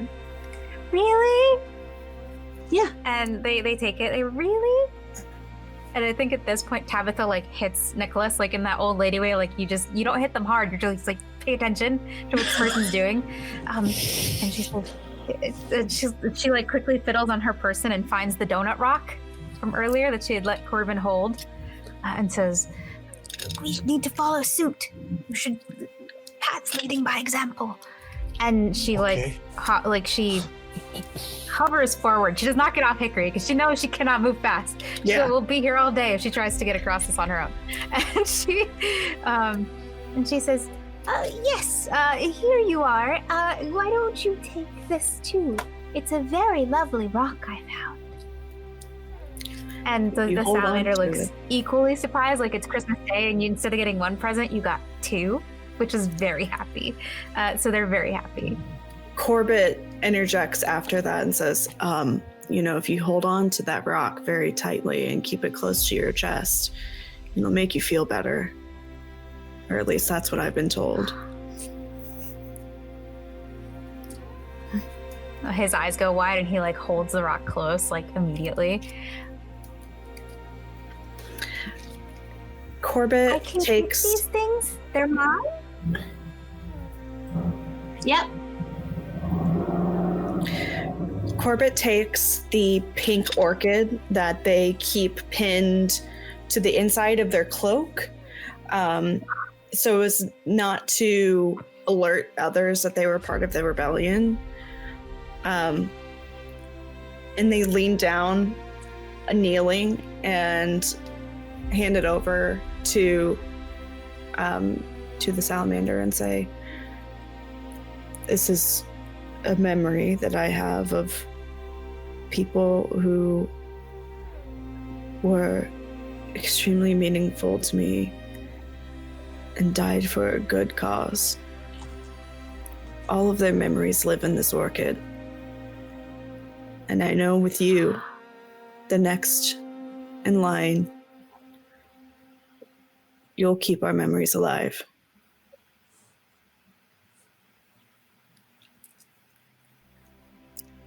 And the little salamander like takes this orchid and like pins it on themselves, and they're so proud of this little pin, and they said, "I can feel it. They're really heroic people. Some of them."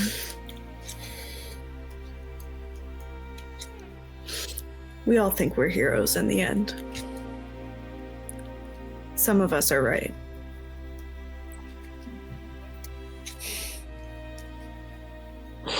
We put that on a shirt. Don't mind me. Yeah. I think Sir Nicola, taking his turn, waddles over, hidden beneath this distinctive hat, and says, "Okay, snoot smacking good. I elbow you. What is? I'm sorry. What is your name?" Benji. Oh, Benji. Hello, Benji. Benji. I understand it was my misunderstanding for coming down here and not realizing it is your space. You mentioned that you've been feeling like people have forgotten about this space.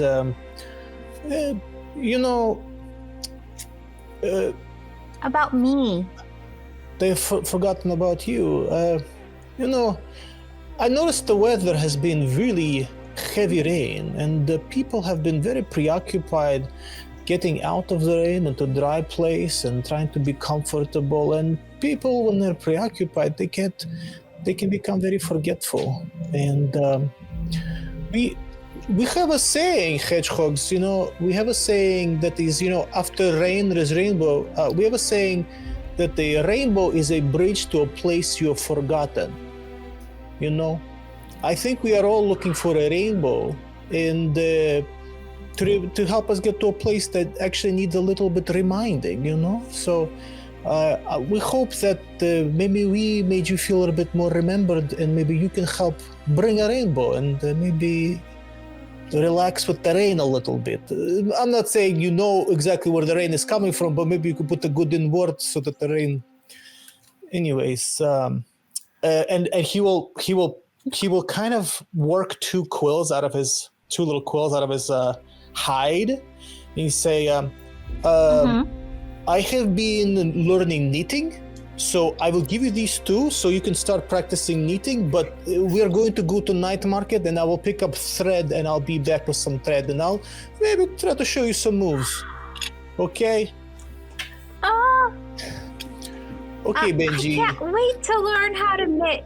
He takes the little needles from you, and he's like, you can, like, all of these items that they're like seem to be, they're going somewhere, but he's like, it seems almost like it would have been too much for him to hold, but the other items are like, they've disappeared and you don't know where they've gone, but he's holding the quills super excitedly now, and he's just like, this is so cool.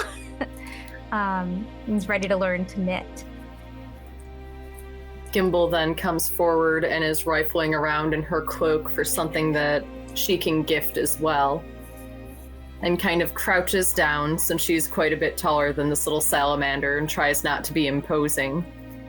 Now, I've seen many young children that are out here not have enough to eat, so I'm going to give you a gift from me and my honeybees. And gives her a piece of honeycomb.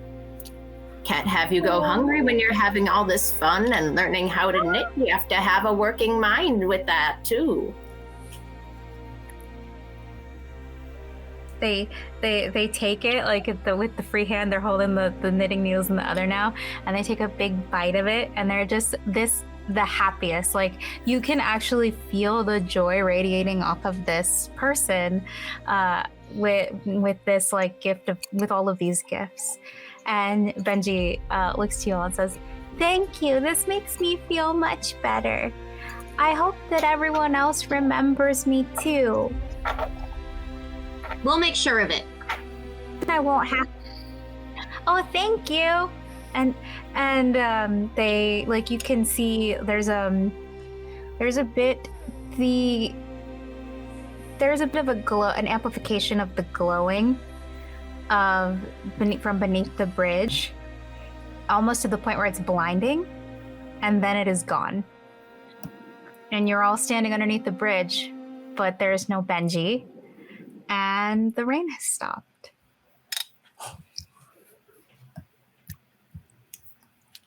Oh, Wow, that was cool. that was abrupt. And since you all left an offering to a small and forgotten god, you each get a token.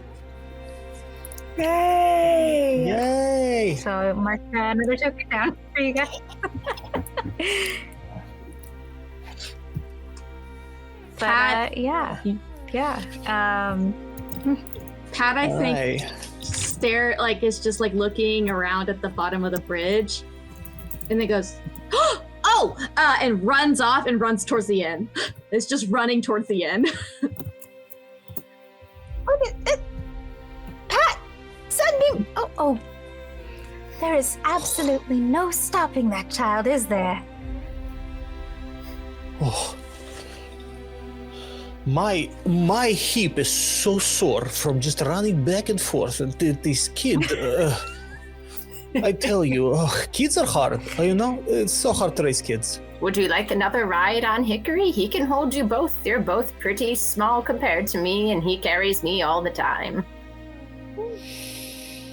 I don't mind sharing a seat, Nicola. Okay. Hop on board.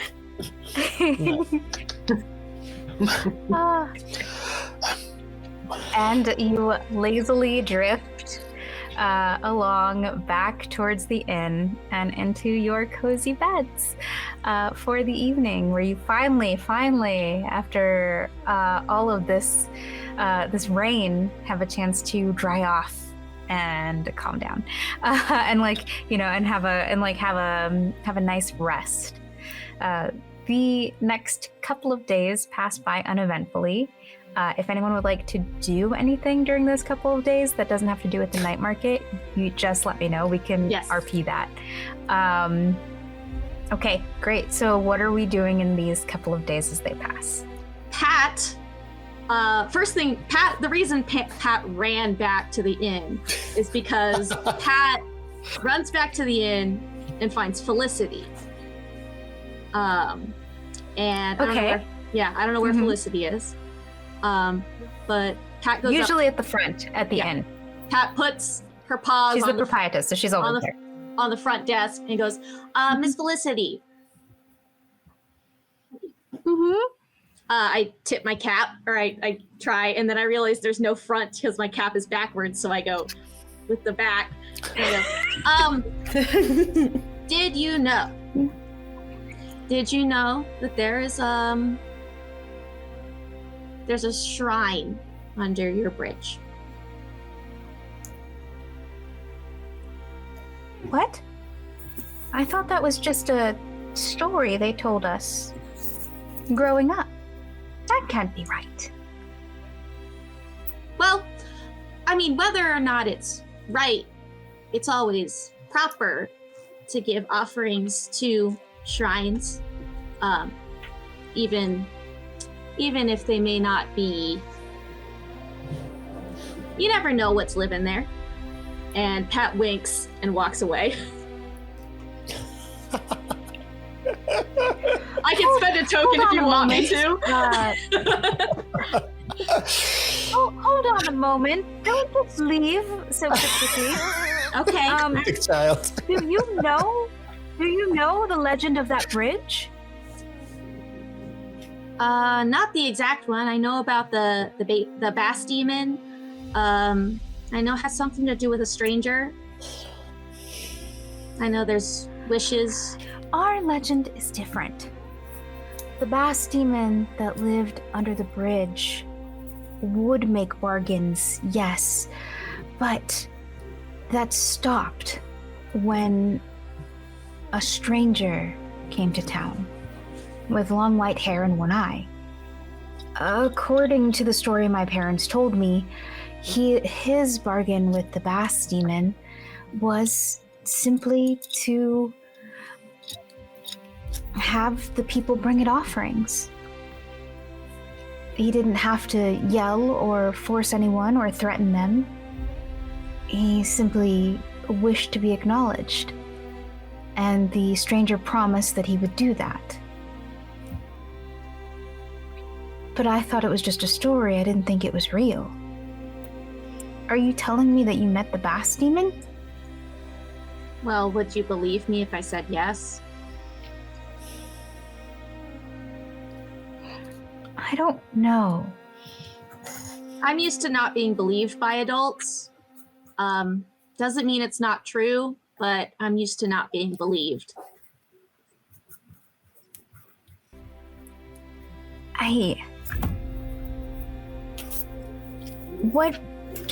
What exactly did you do under the bridge?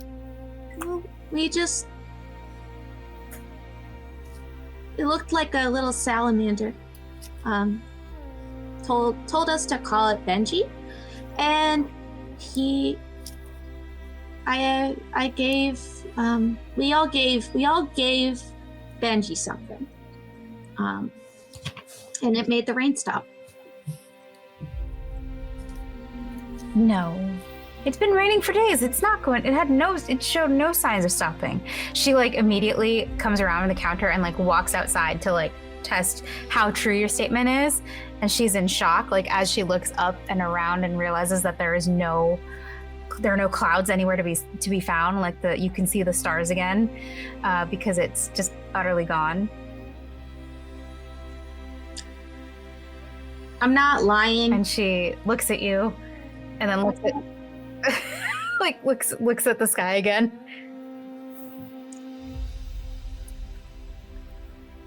I mean, I'm not lying. I know it's hard sometimes to believe kids when they tell you things, but I try not to lie, ever. And I definitely wouldn't lie about this.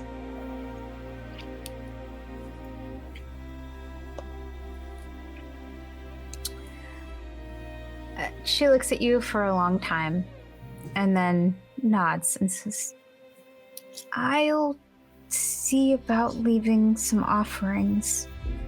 Real offerings, not trash. Under the bridge from now on. You see, a lot of people didn't believe in this, and they started throwing their trash under the bridge.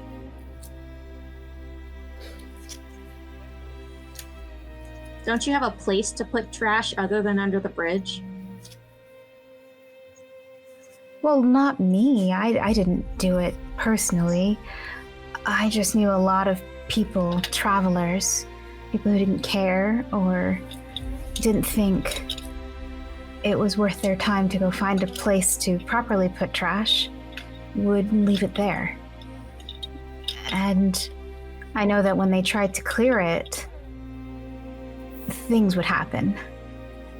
Carp would jump out of the water, hit people, terrible things. And so we just left it alone. I guess when all you're given is trash, you don't know that there's better things out there.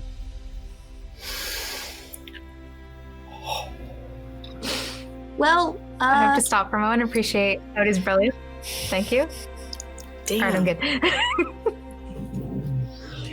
Jesus. What you think? What you think? I'm all silly go time? I can be trauma too. Zoom,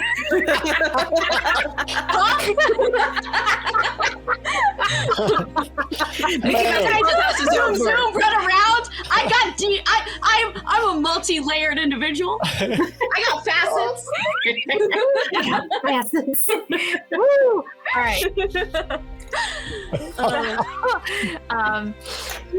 So, and when you say that, you're the heron looks very sad and says, "It's our fault that this happened. I suppose we should have believed the old ways sooner, don't you think?" Well, yeah, I guess, but can't do anything about what's done, right? Just gotta do better with the rest of what you got. Right. And she goes back inside and calls a few people over, and you can see that these are likely people from around the town of Katapa. And she is talking to them, and you can, like, she's having a conversation with them, and you kind of get the feeling that the little salamander isn't going to be forgotten anymore. Yeah. I think Pat stands and watches, kind of drifts off into a corner, and reaches up to hold her ocarina, realizes it's not there, and then her paw drifts down and sits on the pan flute on her hip, and she just smiles and goes, "Oh, we have snacks in the room," and goes and runs upstairs to go eat the snacks. She's so hungry. She's so hungry. Amazing. The shrimp chip. Okay, great. So, would anyone else like to do anything before we go to the night market? Since you guys have paid to be here for a few days. I think Corbett actually is moved by the tenacity of Benji, persisting and trying to be remembered despite it all. And I think every night for the next couple nights, when they go to have their smoke break, they sit and spend a couple of minutes with Benji, exchanging stories of travelers and interesting people gone past, exchanging the stories of the people that they lost that have deserved to have their story told. And I think it's actually a really soft kind of moment that Corbett doesn't really want to tell anyone about whenever they disappear. I think that Benji is actually present for these conversations. They aren't just like some spectral creature that's just sort of listening to you. Like this little salamander actually comes out to meet you after a while and like will sit with you. And I think that after a while, you realize that you've been gifted a small blessing. Oh. It's very small. If no one was looking, they wouldn't know. But your cigarettes always seem to light themselves these days without any effort on your part. Wow. Can I play off of Corbett's nightly sojourns out to the bridge? Yeah, Sure. you can absolutely do Just that. follow him. Because Gimbal notices. Like Gimbal notices Corbett leaving every night and is just kind of worried. She's been very watchful over Corbett. She very much cares about everything that they're going through. They understand they were on the same side of the conflict. So one of the nights that when Corbett is returning, they are waiting outside the inn, and they have their journal with them, and they've had it sitting out on their lap as they've been waiting. And they have Corbett come over, and they open to the back of the journal where there is their own pressed orchid that they've been carrying since the conflict. And she tells Corbett, Well, I saw how hard it was to give up yours, and I know you fought heartily, and you lost as many as I did. I think it's your turn to carry mine with you so you're not totally without memory of them, and you can pay tribute as you used to. I think it's very important to have with you. I've carried it long enough. Gimbal, I couldn't. Those are... No, I insist. and she closes her journal and just walks right back in the inn, does not give her a second to give it back. Absolutely not. Take it. Leave. wow. Very old lady, like, nope, just- what's done is done, and just goes. They open up their like cigarette case, like not like a pack of cigarettes, but like a case of cigarette like that you can refill. Takes out the cigarettes and places the orchid underneath, and then lays the cigarettes on top as like an homage to the way you had the orchid pressed in the journal. Yeah, and it's kind of like a mini like offerenda there to have like for the fallen comrades as you have your smoke breaks. That's Yeah, so cute. exactly. That's great. Oh, okay. And then, Artem, did you want to do anything?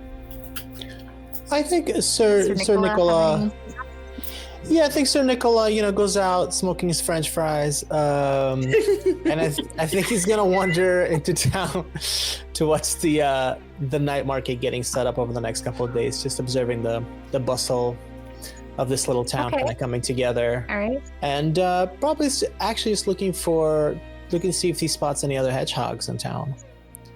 That's it. That's just kind of doing a little sightseeing, appreciating You- life, moving on. You do see some hedgehogs, but there's no one that you recognize Okay. here right now. Okay. There is one place you're sure to find them, though, even if it's not Katapa. Got it. Well, I when I do see the other hedgehogs, I actually get cold feet and get a little scared to interact, and so I'll keep to myself. Smoking. One my of them French waves at you, fries. like as they see you smoking your French fry, and they say, "Oh, oi, hello there! It's nice to see one of us around here." Oh, hello. Yes, so good to see you. Good night market to you. Oh yes, we're really looking forward to having our wares out. We make donuts, you know. Have you ever had one? Oh, Not many people have. This person yes, is yes, yes. very I have had donut. I love donut. We will come to your stand as soon as you are ready. We need donut. Oh, wonderful. We look forward to having you then. Yes, we make all kinds of donuts, but our favorites are just the plain fried ones, you know. There's just something about fried dough with glazed icing on it that just tickles the tongue. It is the most incredible thing in the whole world. What is your name? Oh, I'm Jameson. Pleasure to meet you. Okay, Jameson. I am Sir Nicola. It is my pleasure. I will be back for your donuts, Jameson. Well, we'll see you in a couple days then. Have a good one. And then they walk away and they get back to like setting up their wares. You can see like them setting up this huge pot that's obviously going to be like where they fry the donuts and stuff like that, getting ready. And yes, his name is Jameson. Kayla, shut up. I saw the face you made. It took me a minute, but I saw it. I see how it is. So the night market.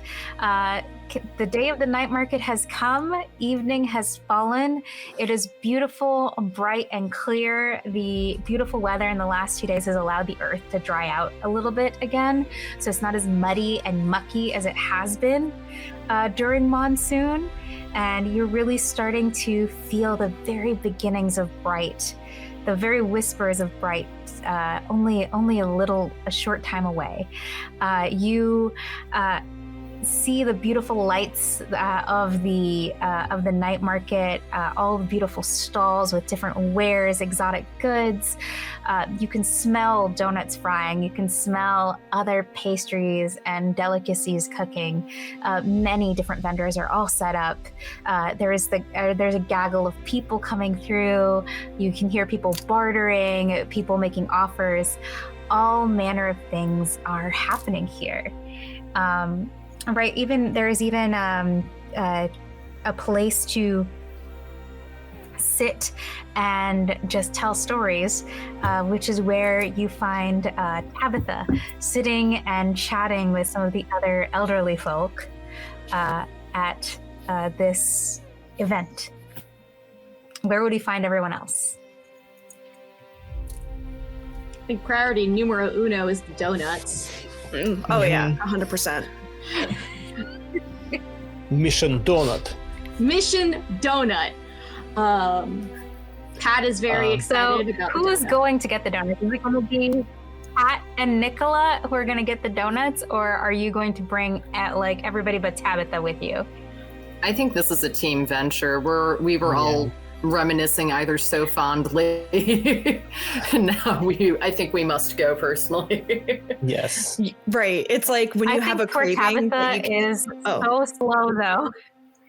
I think Tabitha is so slow that she will tell you to she would like one, but she doesn't want to slow you down getting the donuts. So she's gonna sit and enjoy some time with the other elderly folk while you guys get the donuts.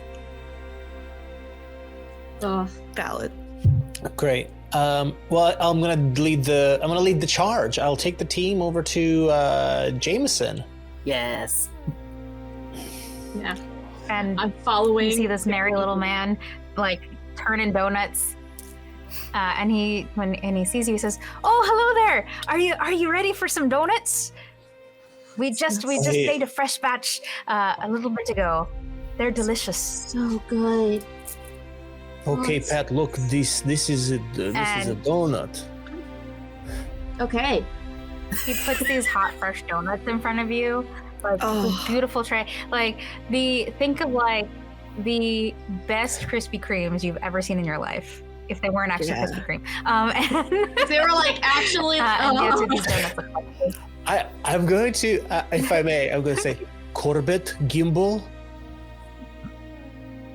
let's watch this happen. And I'm going to tell all of us to take a moment to watch a tiny moment of beauty. Yes! yes, it's Drive it to the table. Oh my god!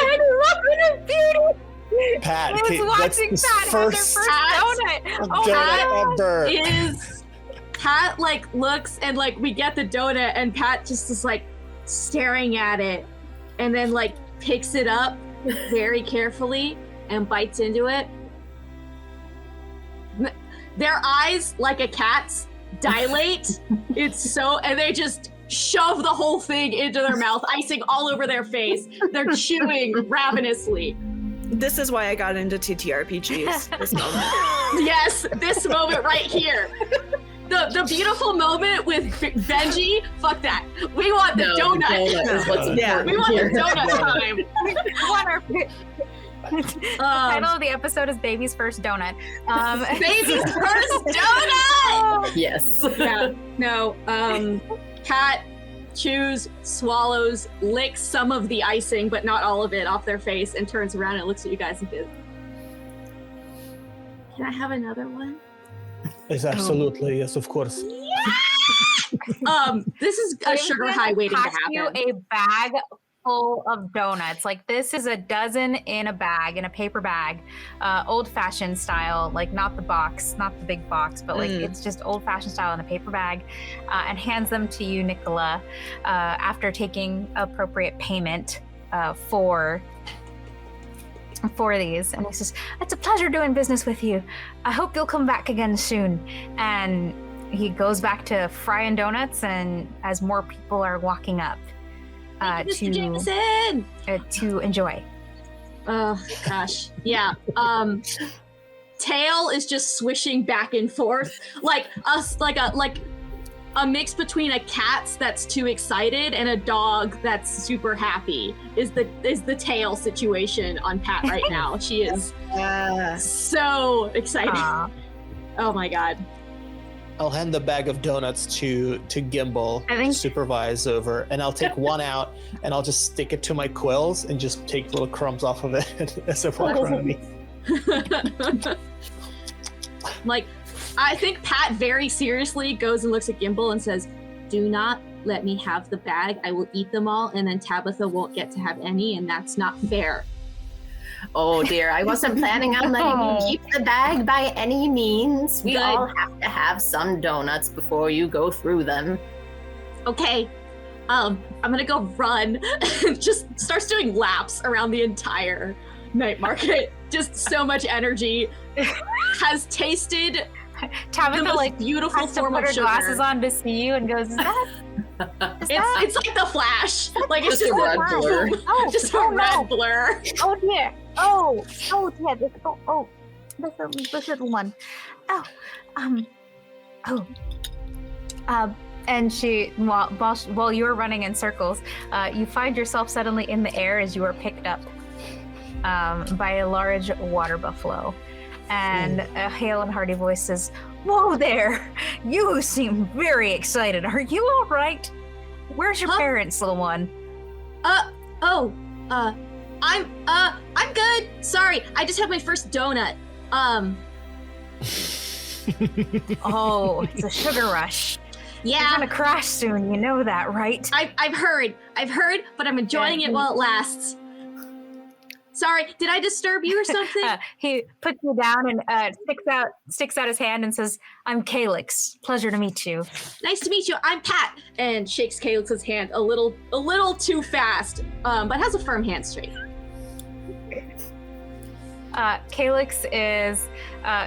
Calyx seems really pleased. Who are you here with? Are you here with friends? Yeah. Or are you yeah. here with your parents? No, I'm here with my friends. That's Sir Nick, and that's I don't know if I can see them actually. But I'm here with Sir Nick, and I'm here with Corbett and Gimbal and Tabitha.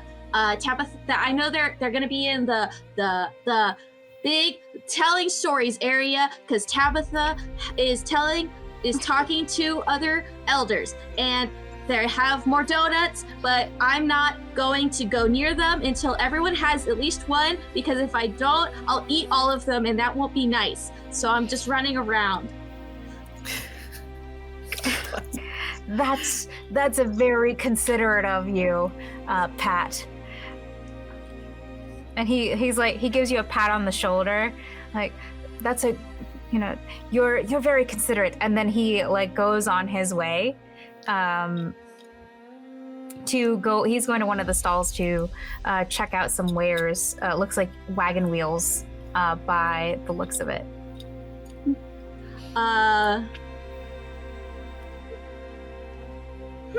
I think Pat gets curious and goes in and pops up, and like is kind of quiet about it, but kind of pops up and like is watching. Mr. Calyx? What? Oh, Sorry. it's you again. Hello? Hi. Are you a traveler? I am. Yes, I have a caravan. Quite a few of us actually. We're traveling out to Marblemore. Maybe you've heard of it. Yeah, actually, my group is headed to Marblemore. Maybe we could travel with you. It's okay if not. We're headed in the same direction. Oh yeah, I don't mind having a few more join us. You'll have to pay your way a little bit, though. We need to be able to afford food for everyone in the caravan. But otherwise, that should be fine. I think we can manage that. I'll go talk to my friends first, obviously. And I can introduce you to them whenever you like. We're gonna be Tabitha's the black cat. She's really old and really slow, but very, very cool. Don't tell her I said that. But yeah, we've got. You'll find us. I'll probably be there running around and eating donuts, or both, or I'll be knocked out. I'm not sure. But places a hand on your shoulder as you're talking and says, "Enjoy yourself. You're at the night market.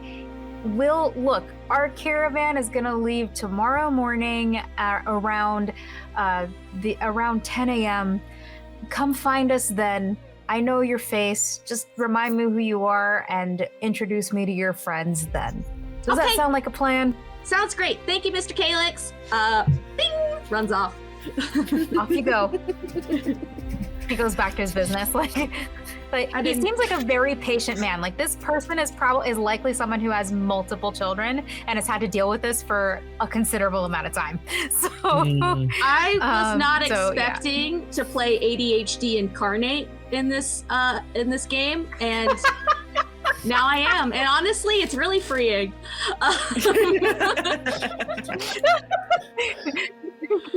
Live your truth, you know? Yes, there you go. Art imitates life. Let's go. But yeah, and I think Tabitha, Tabitha's over there in her, she starts getting up. She's all creaky and stuff after exchanging stories with some of the other elderly folk that have traveled along. And she starts walking towards you, Corbett, who's been her, since you're usually companions when you're walking side by side. And she walks over and says, "Penny for your thoughts, Corbett, dear. How are you?" I'm okay. God, these donuts are incredible. They have a regular donut in one hand and then a cronut in the other, because crow. Haha. No, an actual donut. Yes. So they have a cronut and a donut. And they're just literally pecking at it, just back and forth forever. But when asked how they're doing, they lower the treats down, and they're like, "Well, I'm just looking forward to just getting to our next stop, A lot of us wanted to make it all the way out here, and this is the furthest any of us have gone, so I'm just trying to do little things at each stop to keep the memory alive.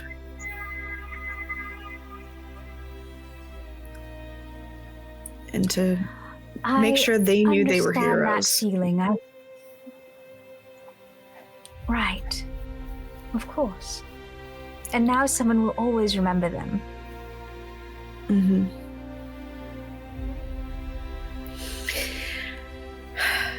They'll always be remembered, and that's the most important thing. I just... it's survivor's guilt, you know? To think that... I mean, just, we were all so young, and to think that the trauma still is there, it still lingers, it still persists 10 years on. When is it gonna end? She reaches out and like touches your shoulder gently and leans on her. She's leaning on her walking stick because this is older lady. And she says, listen, I lost my husband to the war too. And I've had to live my life grieving that loss, or at least for the last 10 years. And I'm not saying that to tell you that I've had it worse or make you feel bad. I'm telling you because I feel the same thing sometimes. Or why did it have to be me? Or why couldn't it be him that survived? And perhaps the world could have taken me in its place.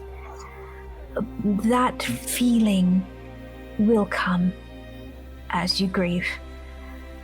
But at the end of the day, if you're here, it's for a reason.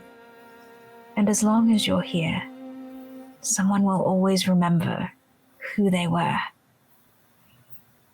Many unfair things happened during the war. But after a fire in a forest, there isn't just destruction. There's also new growth. It doesn't mean that things weren't lost or destroyed, but it does mean that there's hope. Or there's something beyond the darkness of our grief. And she gives your shoulder a little squeeze.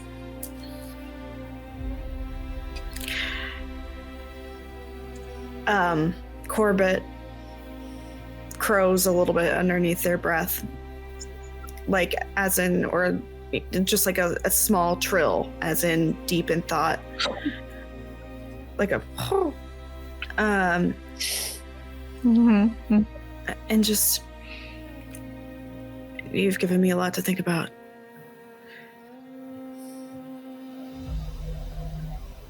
Thank you. You know what I would love to be given?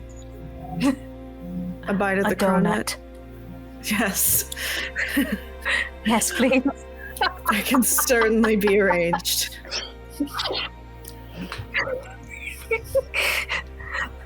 This lady's been waiting for her donut, you guys. Come on. Yeah, get the lady her donut. She's lived through hell. Patient. And Project Donut has been complete. But yeah. Yeah. Mission accomplished. But yeah, that's... So, you guys have your little moment. I think, let's, Gimbal and Sir Nicola, what are you up to? Gimbal is happily munching away on the donuts and has taken an extra one to break apart to kind of scatter like bird feed for the bees that are still buzzing about a little close to the tents, but trying to keep them from following her throughout the whole night market as not to make people uneasy. The bees are going to have such a sugar high, it's going to be crazy. They're going to be chasing Pat around and just like whipping the whole place into shape. Yeah. Sir Nicola is observing this too, patient, taking little munches of, of the donut that's in his quills. Gimbal, can you remind me, how do you know when the bumblebees are ready to give honey? Oh, that is a very, very good question. Can I teach you something someone once taught me? Yes, please. That is so very kind of you. Okay. Now, you can tell, and they will tell you if they like you, and they seem very fond of you and Corbett too. But when you're giving them a pat, you can give them an extra little head rub and and they'll put their heads up. They've been trained to do it. You can tickle under their chins, and then they will give you a little humming sound. And the amount of seconds of the humming sound is how long it will be till the honey is ready. Okay. So, pat, extra head rub, tickle under chin, and then the count of seconds. For the humming. It's a different hum than their normal buzzing sound. It will be very distinct. It will sound almost like a person humming, not like a bee buzz. So, do they give honey anytime, or do we have to wait till next season, or? Not at quite any time. It takes time, like most things. I would say it usually takes them about, maybe a couple weeks at a time to replenish and get enough pollen for everyone. And then they bring it to the queen, which is our dear June. And she is the one that is in charge of all of it. She does the busy work, which is why you don't see her scuttling around with everyone else anymore. She's got lots of responsibilities as the queen bee of the herd. So she will do her work, and they will bring her supplies. It's a very, very good system they have. This is incredible. So, pat, extra head rub, tickle under chin. If they do not hum, they are not ready for the honey. If they do not hum, they're either not ready for the honey, or it has already been made. The humming just signifies how long we have to wait. So sometimes you have to go give the queen a little bit of the chin rub and head pat treatment. And she will either show you where the honey is, where she's making it, or she will buzz away and be maybe a little miffed and sometimes feel rushed. I would not encourage pestering June. She is a very busy lady. I would not want to miff June. Absolutely not. You've been a shepherd long time. Yes, grew up doing it. This was my parents' flock before they passed, long before the war, and they've continued to be my flock ever since. It is incredible. I recall you talking about how you kept flocks through the war. It is remarkable. The bees are very resilient. They didn't like all the noise in the war, but they did like having each other around. They're very much a family unit. Except for my dear Edward. He is not a particularly skilled working bee, nor is he remarkable in any real way, but he's always my favorite. He's very calm. He likes to hang around close by, but he gets a little curious, and he has been lost for quite a few years. I hope he has found another flock and that he is not alone. He's very social. Hopefully you get to meet him one day. Yes, I'd love that. Edward sounds like he's got a very nice vibe. Yes, very good vibe. It is very impressive how we make life a little sweeter, even though there is so much bitterness in our past. She laughs. She very much appreciates the sweetness to honey joke and exchange there. Yes. Yes, you see what I do there, yes? It's honey, it's sweet. Very clever, Sir Nicola. I see why you were so admired in the war. Very clever on every front. and how you've always managed to keep your head up even through these hard times. You're a very admirable man, Sir Nicola. Probably why the bees like you so much. Oh, I think so. It's... Yes, it's... I don't know. It's been a long time. I don't know. Maybe I will one day feel the way the bees feel. But I'm glad that they and you admire me. Thank you.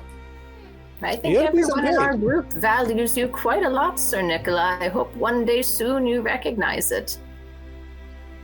Oh, it is. Well, this is very kind. You sure you don't mean that? That's the donut talking, I'm sure. Oh, I've had many a sugar rush before, Sir Nicola. I'm an old lady. This isn't anything new. But I will let you think that if it makes you feel better for now. And she goes off a little farther to hang out with the bees and to let him ponder. Yeah, this Sir Nicola is very kind of very blushing a lot. He's very embarrassed and feeling bashful by so many nice things. So, new ship. Sorry, old ship. Anyway, so I think that everybody has a little moment to enjoy the revelry of the night market. You guys maybe purchase more than just donuts. If you want to purchase something else, just let me know what it is. We'll add it to your inventory. I do think that Tabitha has taken Pat to purchase a little box.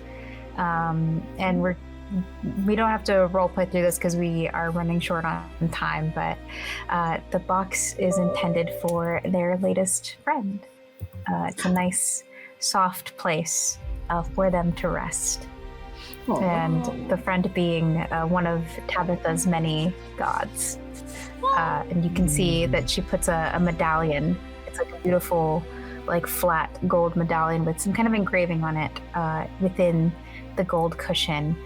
Within this beautiful red lacquered box that she then tucks away into yet another compartment on her person that is just, it disappears. It's gone now. Nobody knows where it is except her.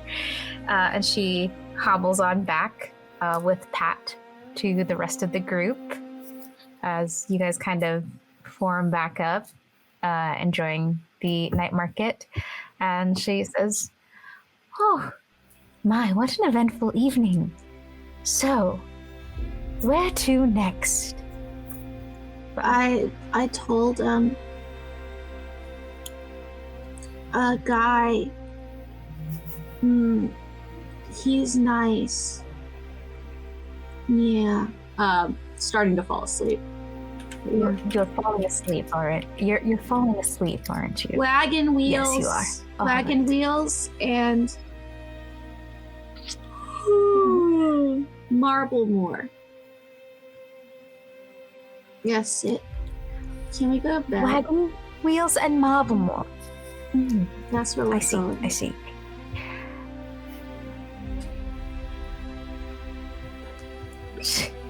Tabitha looks around at everybody to see, does anyone know what this child is talking about? Because I don't. Is that like a song, Wagon Wheels and Marblemore? Is that like a... No, there's a guy, he's nice. Calyx. His name's Calyx. We can go to him tomorrow. I'm tired. I want to go to bed. Okay. Oh. He's nice. We better get back so that... Cool. We better get back so Pat can get some rest. It's the sugar Come on, crash. Pat. You can ride on Hickory back to the inn. Okay. Just does that thing that red pandas do where they flop on a branch. Yeah. On Hickory. Yeah. Oh. Come on, Corbett. Help an old woman get onto her feet and let's get back there. She reaches for Corbett's little arm. They put you on their back They put you on their back and then kind of use their wings to like propel us forward a little bit quicker so that we can get to bed faster. I think Sir Nicola is going to quickly peruse the stalls to see if there's somebody who sells hats, but after that, yes, is going to go. Gimbal's definitely turning in and following Hickory, making sure Pat doesn't fall off in their sleep state. It's close a few times. I think that Nicola, you do find an excellent hat vendor, all manner of hats. Fantastic. Okay, good. And the name on the sign reads Marblemore Millinery. Say that 3 times fast. Right. Okay.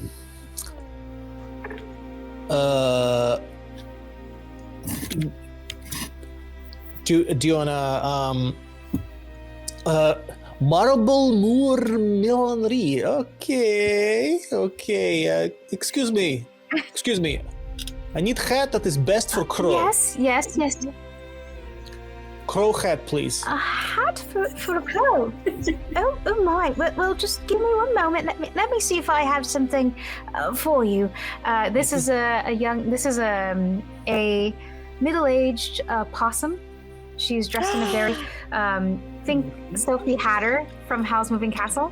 She's dressed in a dress like that, but in more of a lavender shade, not a blue one.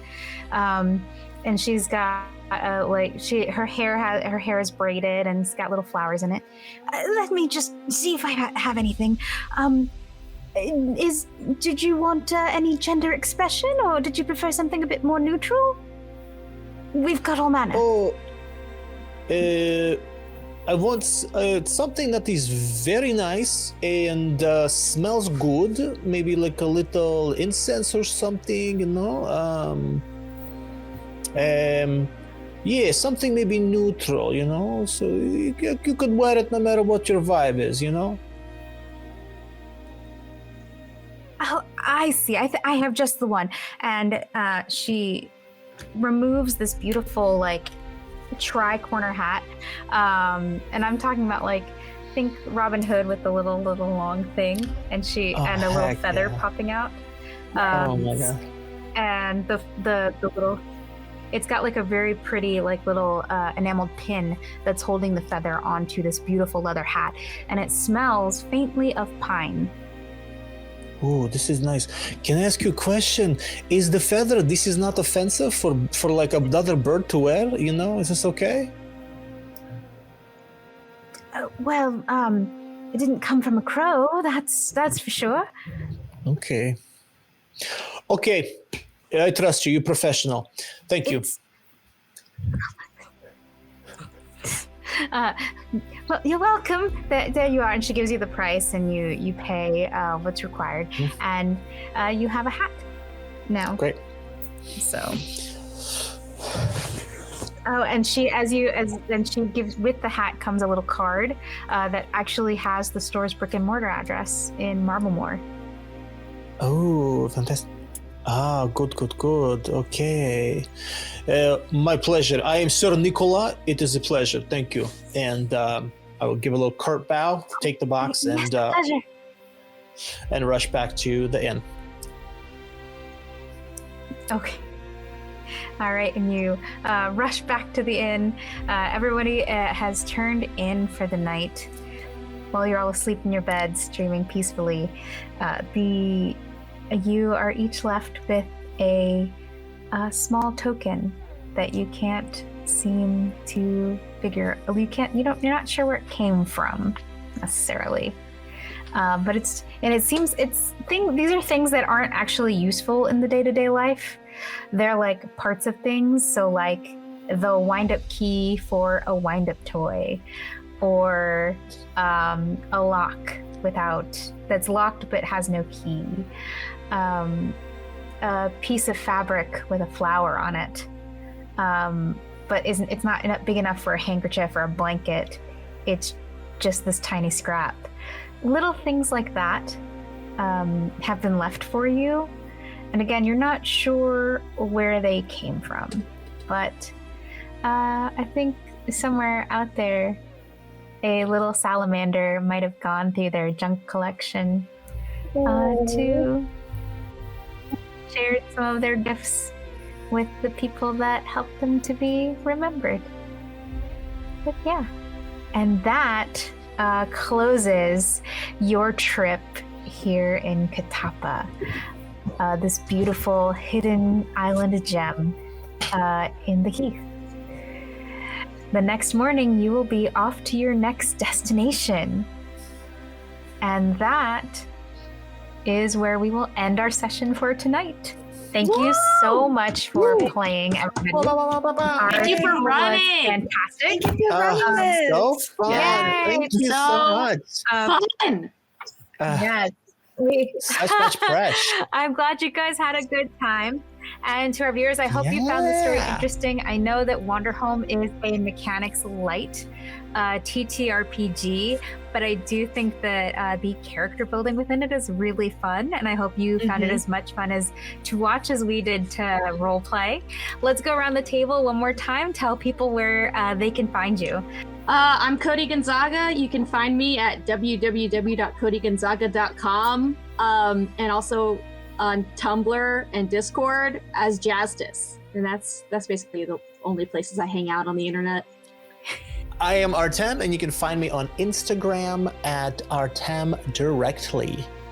Hi, everybody. Yes. I'm Amber, also known as The Space Jamber. I am a 3-time Emmy-nominated TTRPG writer, editor, podcaster, and streamer. You can find me anywhere there's internet at The Space Jamber, as well as thespacejamber.cool for all of my everything. Thank you so much for having me again, Vixie. Yay! Course. And my name is Kayla McDonald. You can find me at the Kayla McD on Instagram or thekaylamcd.com for updates and acting information and all that good stuff. And on Discord, you can find me as Le Monstre 11. Woo! And last but not least, my name is Vixie Bell. I'm your friendly neighborhood GM here at the Pocket Dragon Pub. It has been my pleasure to run Wanderhome. Stay tuned. Please follow the Pocket Dragon on all forms of social media. We are actually pretty well represented, and we hope to stay that way. If anything, I'm looking forward to meeting a whole bunch of people at Gen Con, and we will see you next week. Bye, everyone. Have a great night.